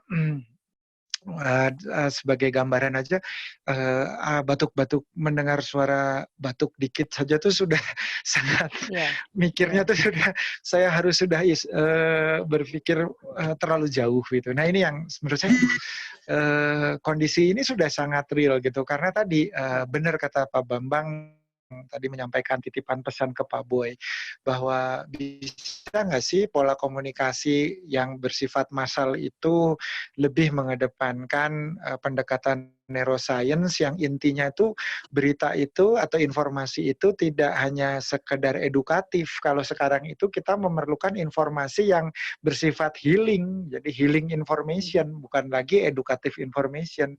Karena kalau untuk aspek kognisi, untuk aspek informasi yang sifatnya data faktual, saya kira sudah cukup memadai, tetapi yang bisa mengobati yang sekarang kita perlukan, karena kita sudah makanya saya bilang perlu detoksifikasi gitu terhadap berbagai asupan yang sekarang di otak kita ini bahkan lebih cepat penyebarannya daripada prion. Prion itu benda yang lebih kecil dari virus yang di Eropa itu ketika ada wabah bovine spongiosum encephalitis BSE, penularan di hewan itu cepat banget. Nah ini kalau menurut saya spreadnya prion itu udah mirip kondisi informasi kita hari ini gitu. Maka betul kalau Bu Rini tadi menyampaikan kita perlu aspek praktisnya. Kita sudah capek lah kalau kita bicara lagi dari jalur neuroanatomi, harus mengedepankan fungsi kesadaran di prefrontal cortex gitu ya. Untuk masyarakat awam mungkin kita perlu satu kalimat yang nggak usah menyebut prefrontal cortex-nya, nggak usah menyebut orbitofrontal cortex ataupun tadi anterior cortex cingulate insula, yang jangankan buat orang awam, buat kita sendiri saja kadang lupa lagi gitu ya, apa sih sebenarnya itu gitu kan. Nah, intinya adalah sebetulnya dan juga harus saya berikan juga, terpaksa juga harus saya sampaikan beberapa fakta yang mungkin bisa menjadi, jadi ini pertanyaannya tentang tips, tapi saya rada berputar supaya kita bisa punya pemahaman yang sama dulu. Begini, banyak sekarang nasihat, banyak konsultasi, banyak juga yang namanya tayangan-tayangan positif gitu ya, di mana di situ kita diajak gitu ya untuk bersabar, untuk mengikhlaskan apa yang terjadi, untuk melihat bahwa ini adalah awal dari sebuah kebaikan, bahwa proses di mana ada tekanan dan masalah itu senantiasa berputar dan di setiap titik akan terjadi perbaikan, akan ada hal yang jauh lebih baik. Ini kan menumbuhkan harapan. Tetapi di sisi lain, skeptisisme karena faktor amigdala yang bersifat defense itu punya kompleks sistem yang sudah terbakukan. Sehingga metode seperti ini pun hari-hari ini nggak akan terlalu efektif kalau boleh saya katakan. Kenapa?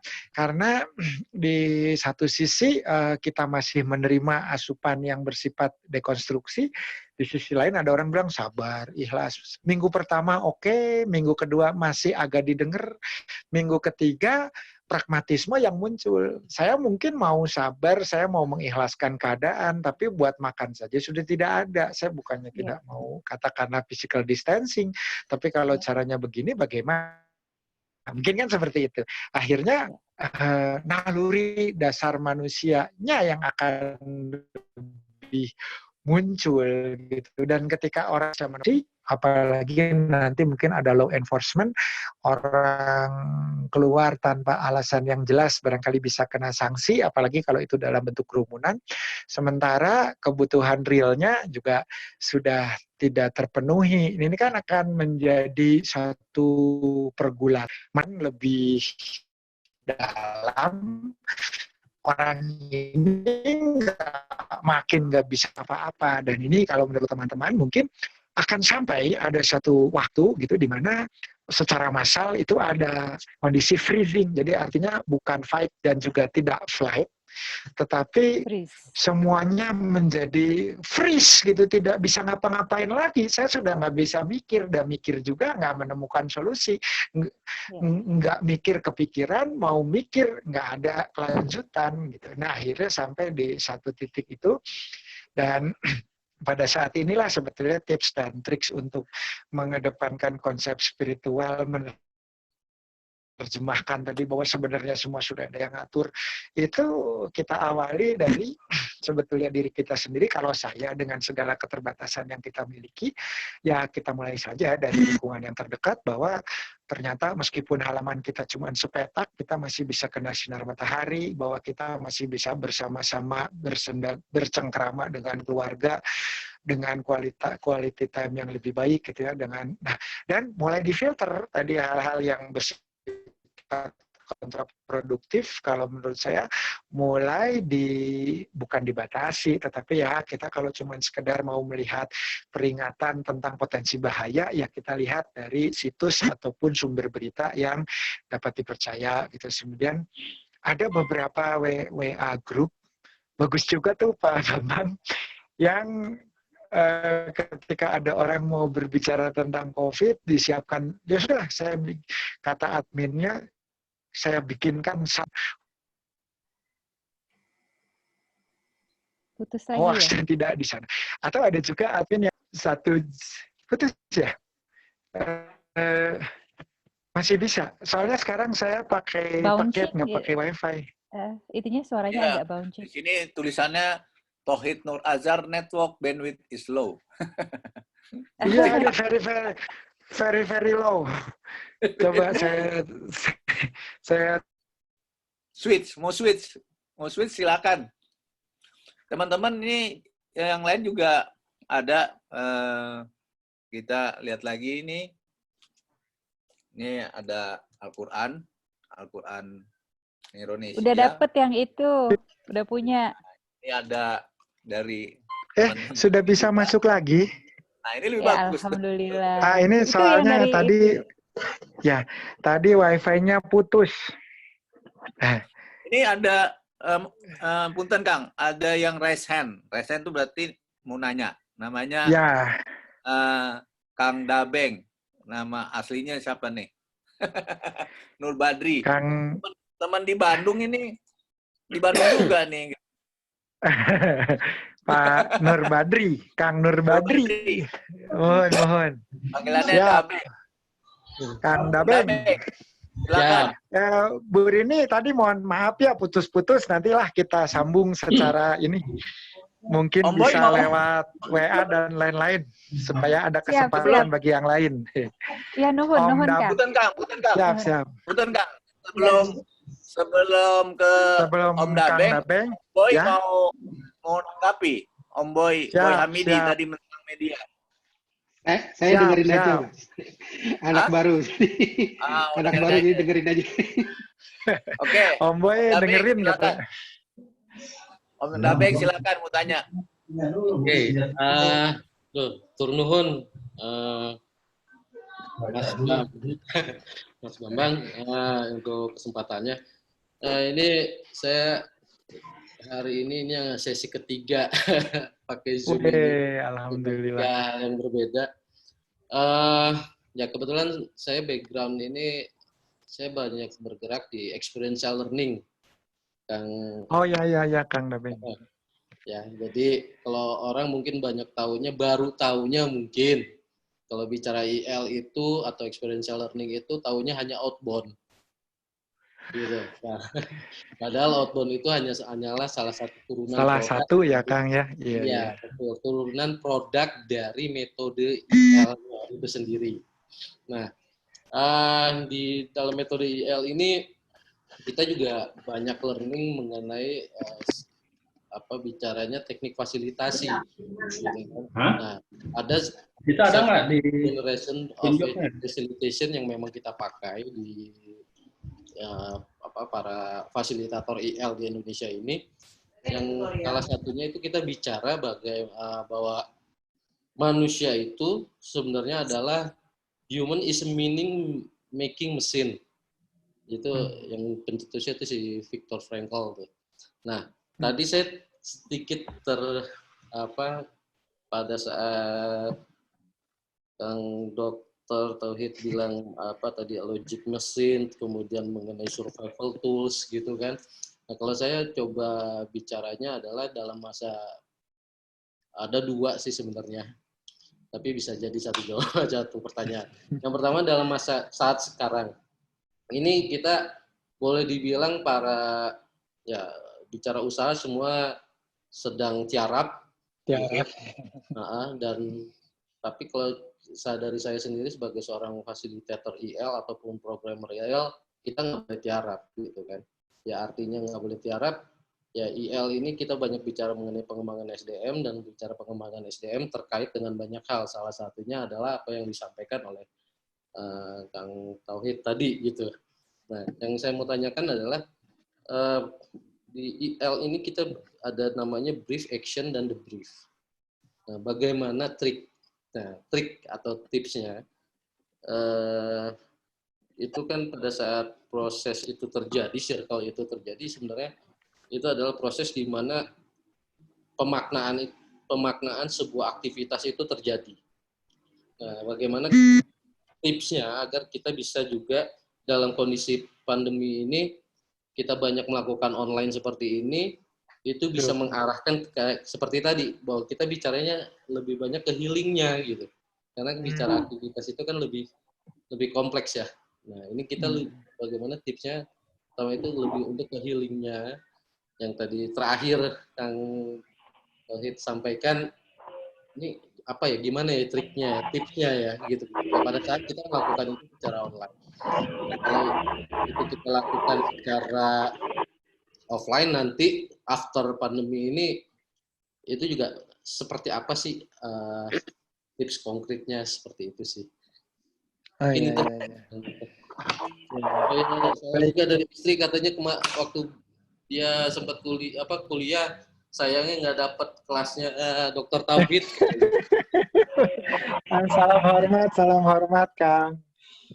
Mudah-mudahan nanti pas sudah wabah berakhir kita bisa silaturahim. Amin, siap. Baik, ini juga pertanyaan yang langsung saya jawab dengan keterbatasan yang saya ketahui juga, Kang. Ini menjadi hal yang sangat menarik sebetulnya, terutama terkait dengan experiential learning. Karena tadi juga secara per definisi juga disampaikan nih oleh Akang bahwa manusia itu adalah satu mesin berpikir yang menghasilkan sesuatu gitu kan. Jadi dia ada outcome-nya, ada produknya. Dan perbedaannya tadi yang juga akan sampaikan bahwa pada dasarnya manusia itu memberi tidak sekedar anotasi definisi, melainkan memberi yang namanya makna di dalam setiap fenomena gitu. Jadi artinya ada maknanya, meaning-nya gitu. Jadi ketika kita mendevelop sebuah makna, itulah yang menjadikan kita makhluk yang berbeda. Ada satu analogi yang sangat bagus, bukan analogi sih, rujukan, referral system. Ketika kita mempelajari artificial intelligence atau machine learning, kita biasanya diberikan satu paper gitu. Itu kalau saya nggak salah itu adalah tentang judulnya itu apa ya, tentang Chinese room fenomena atau Chinese room discussion itu kayak semacam Chinese room fenomena. Apa sih itu? Intinya gini, kalau kita memberikan sebuah pengetahuan yang kemudian itu dilakukan satu proses propagasi, dilakukan lapis-lapis pembelajaran, ada data training dari dataset yang diberikan, itu sebuah engine akan punya kemampuan processing yang bahkan mungkin dengan kondisi saat ini teknologi bisa lebih cepat dari manusia. Gitu, karena kan sekarang quantum computing, jadi bisa lebih cepat. Nah, yang menjadi pertanyaan banyak para ilmuwan AI itu, apakah komputernya ngerti dengan apa yang dia pikirkan? Kan dia mikir ya, namanya juga part of thinking machine, kalian sebutnya artificial intelligence. semakin banyak dataset yang kita berikan. Kebetulan hari ini saya sedang menjadi bagian dari tim yang bersama Mas Arwin Sumari yang juga anggota Neuronesia itu sedang membangun sebuah sistem berbasis artificial intelligence dan knowledge growing system, membantu para radiolog untuk bisa memetakan gambaran paru apakah ini COVID atau bukan COVID, karena sekarang banyak dokter di daerah mungkin kapasitas dan kualitasnya tidak didukung oleh sarana seperti yang ada di kota-kota besar. Nah, dia bisa baca gitu, bisa membaca foto ronsen dan bahkan bisa memberikan diagnosa lebih baik daripada mungkin seorang dokter yang kita anggap jago. Bisa karena dia dataset dan data trainingnya banyak. Tetapi apakah dia paham dengan apa yang menjadi outcome-nya, dengan apa yang disampaikannya dalam bentuk teks ataupun dalam bentuk verbal itu, apakah dia ngerti gitu? Sama ketika kita berbicara tentang bot itu kalau ML-nya bagus gitu, algoritmanya untuk dan database-nya bagus gitu, dilatih dengan data training yang memadai gitu, dengan bolak-balik kayak di otak kita tuh ada fungsi backpropagasi, ada penguatan gitu ya, dengan memberikan data yang terus berkembang, sehingga ada dua pendekatan kan, unsupervised learning dan supervised learning. Lalu sekarang ada self-supervised learning, di mana sebuah sistem bisa menambahkan sendiri data yang diperlukan gitu, karena dia mengetahui akan adanya kebutuhan di masa yang akan datang. Jadi dia bisa, istilah gini, kita ngajarin dia 3 buku dan dia memesan buku keempat dan kelima karena dia tahu bahwa buku keempat dan kelima itu dia butuhkan untuk persoalan, kompleksitas persoalan yang akan dihadapi. Ini kan udah agak nggak masuk akal gitu ketika dia merequest data training, data set untuk dia belajar. Nah, tapi secanggihnya itu dia tidak akan bisa memberi makna. Jadi, nah ini yang tadi ditanyakan oleh Kang Nur Badri. Tadi panggilannya siapa, Kang? Nande. Dabeng. Kang Dabeng. Kang Dabeng, iya kan ditanyakan Kang Dabeng. Bagaimana supaya informasi yang kita berikan, terutama secara on air ini, tidak sekedar dikonfirmasi dan terkonfigurasi sebagai knowledge, tetapi juga bisa kemudian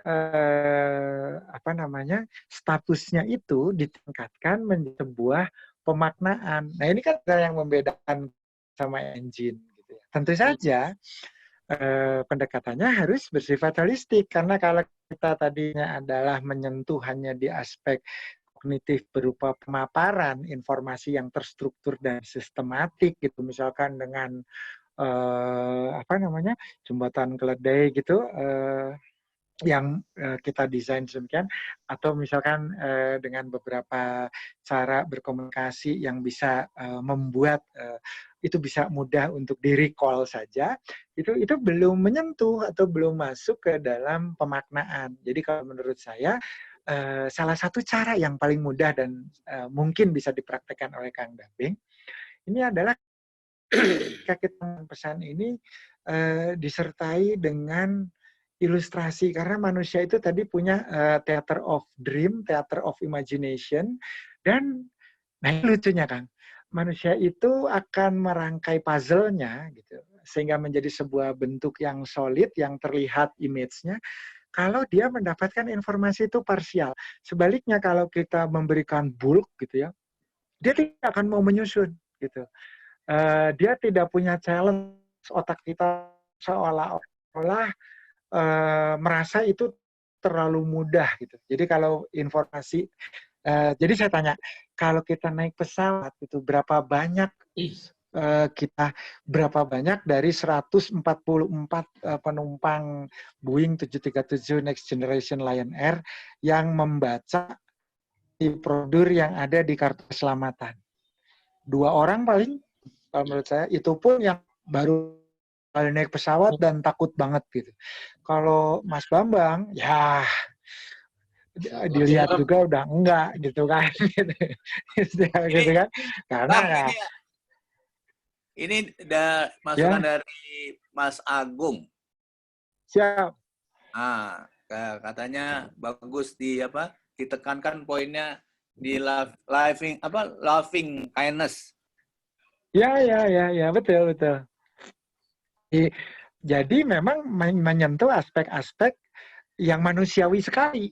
Jadi kalau tadi kognitif kan aspek mesin, tapi kalau aspek manusia sekali itu kan ada aspek afeknya. Berapa ada ilustrasi yang kita bisa menggambarkan cinta, passion, compassion, terus kemudian juga kesedihan, kemarahan yang kemudian tidak kontraproduktif gitu, keprihatinan dan empati, itu akan lebih mengena karena di situ akan muncul oksitosin bonding tanpa kita bertatap muka secara fisik. Bisa, oksitosin itu bisa keluar pada saat kita mendengar lagu Kasih Putih Glenn Fredly dinyanyikan oleh Mutia Ayuwandani, tanpa terasa air mata meleleh gitu, padahal kita tidak hadir gitu di prosesi pemakaman Glenn Fredly misalkan.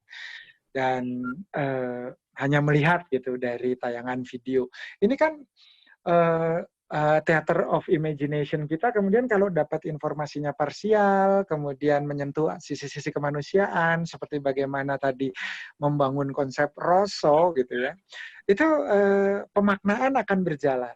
Tapi sebaliknya kalau kita itu disuapin, tadi kayak kita baca safety procedure, nggak akan dibaca gitu, karena itu adalah hal yang gampang lah, terlalu mudah itu ABCD-nya saya baca sepintas, nanti kalau pas kepepet juga bisa gitu. Jadi ini adalah hal-hal yang unik gitu menurut saya. Jadi kan bisa pesannya bisa dielaborasi di dalam bentuk ilustrasi, di dalam bentuk cerita, di dalam bentuk merepresentasikan secara simbolik gitu. Karena coba lihat kan, penyampaian nilai yang disampaikan oleh Sunan Kalijaga menjadi sangat berhasil bukan karena beliau membuat kelompok pengajian yang kemudian langsung to the point belajar agama, tetapi beliau menggunakan budaya wayang, di mana sebetulnya wayang itu ada suspense-nya, ada thrillernya, ada komedinya, ada aspek entertain melalui seni karawitannya misalnya, dan itu menjadi, ya tentu Kang Dabe nggak harus jadi dalang gitu, tapi kan intinya diserahkan itu pada keluarga almarhum Bapak Asep Sunandar Sunaria lah. tapi modulnya kira-kira gitu kan, modulnya gitu bisa seperti itu gitu. Dan tadi kan masukan dari Pak Agung juga kan, sentuhan-sentuhan yang humanistik begitu. Gimana Mas Agung? Mas Agung mau ngomong kali? Iya Mas Agung. Benar Pak, Kang Taufik. Ya, jadi Kang Taufik, wong kita galau dong. Wong kita galau Pak. Tapi saya jemelahat Pak. Oh gitu. Iya, memang dalam posisi kayak sekarang ini, cinta kasih itu perlu ditanamkan. Betul Pak. Cinta kasih sesama dan cinta kasih ke vertikal juga. Di mana dalam seminarnya Tony Robbins itu sebelum mereka mulai, mereka melakukan meditasi twin heart, meditation on twin heart. Nah itu dari segi neuroscience bagaimana Kang Guru? Ya. Jadi ini Pak Bambang ya Pak Agung selain memberi masukan juga sekaligus bertanya nih ya. Jadi artinya sekarang kan ada upaya-upaya dari kita juga untuk bersama-sama melakukan healing tadi dengan cara tentu saja seperti sampaikan Pak Agung, mendekatkan diri secara vertikal dan horizontal. Kalau horizontal saya kira sudah banyak bukti nyata begitu besar kepedulian pada misalkan frontliner kita gitu ya, untuk kebutuhan APD, kebutuhan nutrisi, luar biasa. Dan sekarang juga kebutuhan-kebutuhan pada teman-teman, sahabat-sahabat, saudara-saudara kita terdampak sudah mulai gitu ya didistribusikan. Dan ini kadang juga sporadik, spontanitas, tidak dikoordinasi, tidak dihimbau, orang sudah menolong. Bahkan seorang anak SMP ya kalau nggak salah yang pernah diposting juga di Indonesia, menganjurkan satu untuk berdua gitu ya. Jadi satu keluarga mengayomi dua keluarga tidak mampu. Ini kan sebetulnya bagian dari pengejauhan tahan cinta yang bersifat vertikal ke dalam domain yang bersifat horizontal ya. Jadi keinginan kita berbagi itu kan tentu karena kita sebagai sesama makhluk itu ya kalau dalam bahasa Arabnya itu kal jasadil wahid, merasakan sebagai satu bagian tubuh yang sama. Kita itu satu tubuh, cuman mungkin berbeda bagian, tapi kita ikut merasakan gitu. Nah, terus tadi disebutkan bagaimana tadi, apakah kita bisa melakukan hal-hal seperti yang dicontohkan oleh Anthony Robbins dalam seminarnya sebelum memulai kita mengkondisikan diri. Ini juga saya kira satu tips yang praktis karena insya Allah kita juga di sini punya keyakinan dan kepercayaan serta keimanan meskipun beragam, tapi kan tadi intinya kita punya cinta terhadap yang Maha Menciptakan dan Maha Mencinta. Apapun artikulasi kita, apapun ritual kita, insya Allah kita punya spirit yang sama. Jadi saya kira ini juga satu jalan. Karena apa? Sebenarnya secara kognisi kita akan sampai pada satu kesimpulan secara intelektualitas, secara sosial, dan tadi secara geospasial tuh kita akan punya satu konklusi yang sama kok. Pada dasarnya kita itu merasa punya keterbatasan, terlimitasi, dan dengan keimanan kita meyakini bahwa ada yang maha tidak terbatas. Nah ini sebenarnya yang kemudian ketika kita memproyeksikan ketidakterbatasan kita untuk kemudian terkoneksi ataupun bahkan tersubordinasi gitu dengan yang maha tidak terbatas, kita akan punya ketenangan gitu karena kita tidak punya kendali terhadap diri kita sendiri, kita tidak punya cukup ruang untuk menentukan nasib kita sendiri, tetapi kita meyakini gitu ada yang punya kapasitas untuk itu gitu.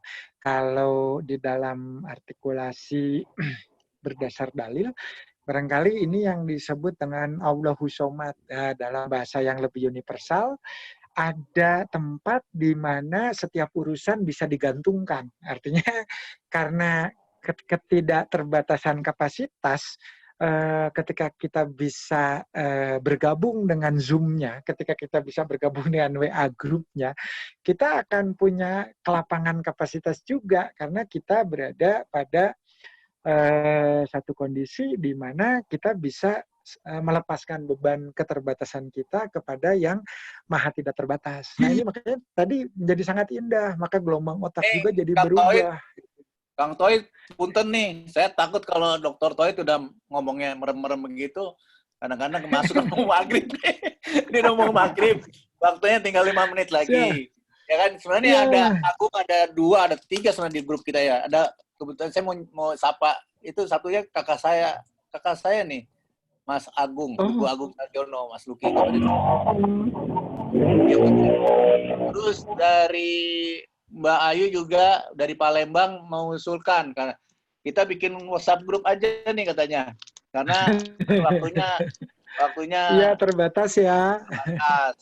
Kalau ngomongin tadi, Kang, saya sih ingat pelajaran Kang Tohid yang dari bilang tadi siapa, Mas Agung bilang, Mas Agung ini di MTech ya, paling optimal ya. Neurotransmitternya ya, neurotransmitternya ada dopamin, serotonin, sama oksitosin. Kalau cinta ya. Oksitosin. Gimana Kang? Sekalian closing aja kalau nggak ada yang mau tanya lagi nggak, karena waktunya ini udah nggak memungkinkan ya. Nanti Mbak Dede juga ada yang nungguin di rumah, ntar dimarahin tuh. Kalau kelamaan. Ya kan? Mungkin ya, baik. Jadi kita harus coba mensamerikan deh. Mensamerikan, kalau mau ada yang tanya lewat texting, nanti saya coba bacakan, karena waktunya sudah semakin sedikit. Ya baik. Jadi mungkin ada tersisa 4 menit lah ya Pak sebelum pukul 18.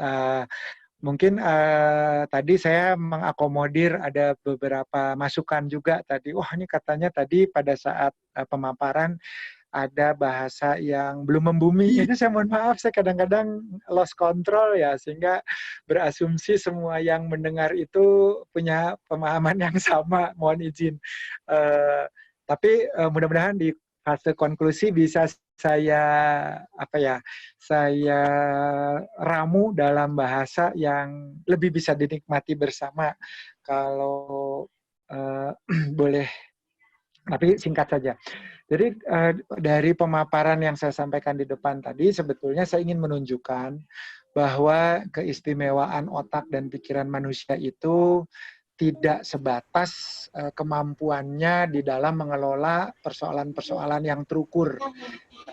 Jadi kan selama ini kita senantiasa berpikir kemampuan otak dan kemampuan pikiran manusia itu capaiannya itu selalu ada indikator, ada parameter gitu yang objektif terukur. Ternyata justru otak manusia itu menjadi lebih istimewa karena punya kapasitas yang melebihi batasan-batasan yang selama ini kita kenal. Meskipun kita tidak bisa lepas bahwa kalau berbicara tentang fungsi, tentang optimasi otak tadi ya, bahkan tadi Kang Nabeng ya, siapa sih lupa lagi, Kang Nur Badri, kalau nama aslinya mah apa orang Nur Badri. Itu experiential learning kan, mau tidak mau kita kan belajar tentang bagaimana mekanisme otak bekerja ya Kang, pasti mau tidak mau akhirnya tadi seperti kata Bambang, gitu deh gitu, akhirnya ketemunya dopamin deh, serotonin lagi, kok oksitosin lagi gitu ya, kok kata orang Jawa mah koe meneh kan gitu ya. Tapi itu memang satu keniscayaan. Jadi artinya kita juga tidak bisa melepaskan prosedur dan mekanisme dengan outcome yang dihasilkan. Itu pasti satu flow gitu ya menurut saya. Nah, tetapi intinya saya ingin membuka perspektif baru bahwa ruang-ruang dengan kapasitas terbatas yang kita limitasi berdasarkan fungsi, ternyata itu bisa kita expand, istilah kita yang sudah direpet juga oleh Bu Rini, apabila kita bisa tunneling atau tune in di sebuah ruang, space yang tidak berbatas, yaitu yang tadi pendekatan spiritual, yang kalau Teh Wulan tadi dalam chat menyebutkan holistic human being ketika kita berbicara tentang fungsi manusia secara utuh, yang artinya sifatnya multidimensi, multi aspek, dan tentu saja multifungsi, dan tahap berikutnya pasti memiliki multi aplikasi. Nah inilah yang tadi aplikasinya ada yang dijalankan Kang Dabeng, ada yang dijalankan Mas Bambang, ada yang dijalankan Om Agung. Nah ini kan berbeda-beda aplikasinya, tetapi intinya kita sama-sama bermuara pada semangat yang sama gitu untuk mendapatkan itu tadi, ketenangan, kedamaian, rasa cinta tanpa definisi, sehingga kita tidak lagi terjebak di dalam penjara teori gitu. Nah itu, langkah-langkah yang bersifat praktisnya itu tadi salah satunya tadi bahwa kita coba memanfaatkan theater of imagination di dalam otak kita, termasuk tadi kita bisa membuat semacam peta mental gitu untuk membangun harapan menjadi sebuah konstruksi yang dapat diimplementasikan. Kalau sekarang bicaranya jumlah korban, kita lupa bahwa yang sembuh banyak. Ketika kita berbicara faktor kerentanan, kita juga lupa bahwa sebagian di antara kita mungkin bahkan tidak rentan. Gitu. Ini yang sebetulnya bisa secara berimbang membuat kita senantiasa belajar membangun jembatan yang menghubungkan antara harapan yang berada di theater of imaginasi ke daratan di mana kita berbicara tentang bagaimana harapan itu membumi, tumbuh bertunas, dan bisa menjadi hal yang bersifat yang menjadi bagian dari kenyataan.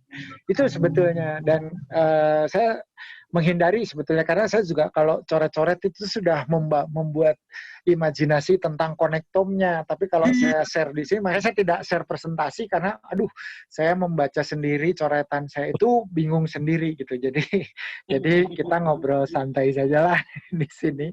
Nah, kira-kira seperti itu. Jung tuh, Kang. Dari Jung bagus tuh, Kang. Iya, karena ya betul. Jadi saya kira itu sih untuk hari ini, karena waktu kita juga sangat sempit, dan benar kata Om Bambang, selain kita mau masuk waktu maghrib, saya juga ini ternyata banyak sekali yang harus saya jawab di WA terkait dengan tugas dan lain-lain. Gitu. Ya, Kang, ini ya. Aduh, keren banget deh. Kita kasih tepuk tangan dong ke Dr. Tauhid. Ya, ini teman-teman udah saya unmute semua. Sama-sama. Ya kan? Dari Kakak Jaki sama Kakak Imes mau menambahkan, silakan. Yang lain mau ngomong, silakan. Tapi satu-satu kali ya, karena saya udah buka semua. Terima kasih. Saya izin live ya. Bye. Assalamualaikum. Jadi di sini ya yang hadir tuh ada Mbak Rini, ada Mas Agung, ada Pak Makmur loh. Pak Makmur ini dari Universitas Surapati ya, Pak. Tapi diundang aja, Pak. Kayaknya dari tadi nggak berkedip tuh matanya. Nanti diundang aja ke kampus. Ada Mas Boy Hamidi. Mas Boy masih di Nurul Fikri udah enggak ya? Terus ada tadi Nurbadi itu Dabeng, ada Boy Firmansah. Tadi juga belum ngomong ini, biasanya aktif. Ada Mbak Cynthia Dewi, ya kan? Ada Mbak Elza, Mbak Srining Dia. Ada dari Surabaya ini, Mbak Dewi. Mas Tuti. Ini asistennya Profesor Taat ya. Ada teman SMA saya nih, Mbak Ade Nurwanti. Wah, jadi gado-gado nih isinya. Ada yang dari Surabaya, ada dari Palembang, ada yang dari Lampung. Mbak Ayu mau ngomong apa? Mbak Ayu biasanya sering ngomong. Ngomong terima kasih, telat masuk, jadi bener aja. Next time deh. Senang bisa ketemu semuanya. Sama-sama, Bu. Iya. Saya paling senang bergabung di grup ini. Saya bisa banyak belajar ya. Kakak Jaki, Kakak Ines, ada closing statement? Kakak Jaki, silakan. Ada Nia sama Prof. Aat itu mesti lewat aku. Iya. Tapi Prof. Taat sudah sehat sekarang? Semenjak dari stroke itu sudah aktif kembali?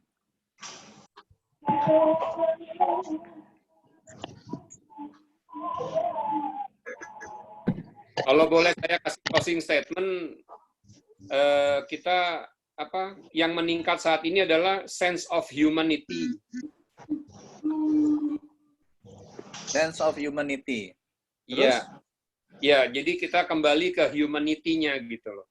Jadi bukan materialistis, ya spiritual juga nanti bisa membantu, tapi pertama-tama yang muncul adalah humanity-nya gitu loh. Bahwa manusia itu dengan segala kelebihan dan kekurangannya itu sekarang kelihatan. Gitu. Yang lebih kelihatan. Betul. Ya, kemanusiaannya ya Pak. Kemanusiaannya, jadi, atau kalau misalnya, kalau sulit dibayangkan, keperi binatangannya nih muncul gitu loh. Nah ini keperi kemanusiaannya yang muncul, sense of humanity-nya jadi meningkat gara-gara ada si COVID-19 ini. Semua jadi on, semua jadi melek, semua jadi sadar, semua jadi ya jadi gemerungsung lah untuk urusan yang satu itu. Dan semua dihubungkan ke semua hal gitu loh. Nggak cuma ekonomi saja kan, tapi segala macam kan, sampai spiritual, sampai segala macam. Bayangin coba mau spiritual bagaimana? Semua tempat ibadah ditutup. Iya kan? Pak Ferry, ini ada Pak Ferry dari Padang. Mungkin Siap, sebelum kita siap. tutup juga, saya kasih kesempatan bicara, Pak Ferry, silakan. Jauh-jauh dari Padang. Mohon maaf, Pak Bambang, terima kasih kepada Pak Dokter kita. Saat ini saya hanya Sama-sama. bisa banyak-banyak bersyukur atas pemaparannya. Tadi saya juga terlambat. Mudah-mudahan di kesempatan lain saya bisa aktif. Thank you. Pak Ferry dari Indonesia Padang ya? Iya. Silakan diajak teman-temannya, Pak Ferry. Go. Insya Allah, Pak Biar Bambang, kita insya Allah. punya saudara banyak kan? Ya, insya Allah, insya Allah. Ya, silakan. Ada Siap. lagi teman-teman? Mungkin Kang mau ditutup? Silakan Kang. Mau Saya sih barangkali mungkin ya karena sudah terkonklusinya tadi juga sudah dapat banyak masukan juga. Salah satunya tadi kan juga saya sampaikan bahwa hari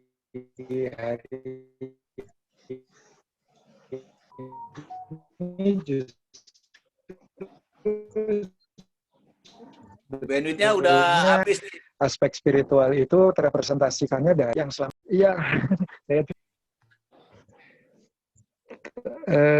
jadi saya kira itu aja, Kang. Saya juga mungkin mudah-mudahan dari pertemuan singkat ini ya ininya adalah pesan moralnya adalah kita punya kesempatan dan waktu yang ya precious time gitu ya untuk saat ini tuh untuk lebih mengenal siapa diri kita sesungguhnya dan mudah-mudahan itu akan menjadi bekal yang baik di kemudian hari.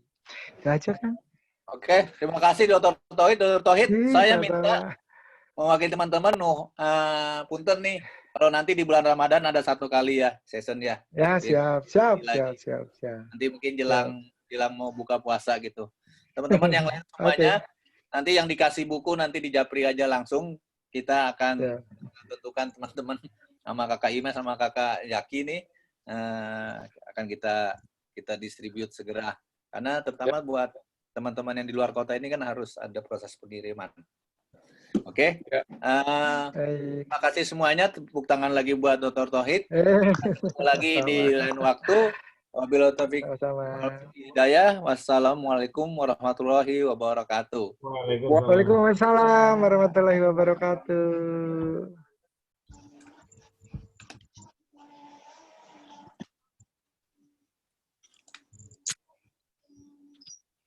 Belum bubar kan?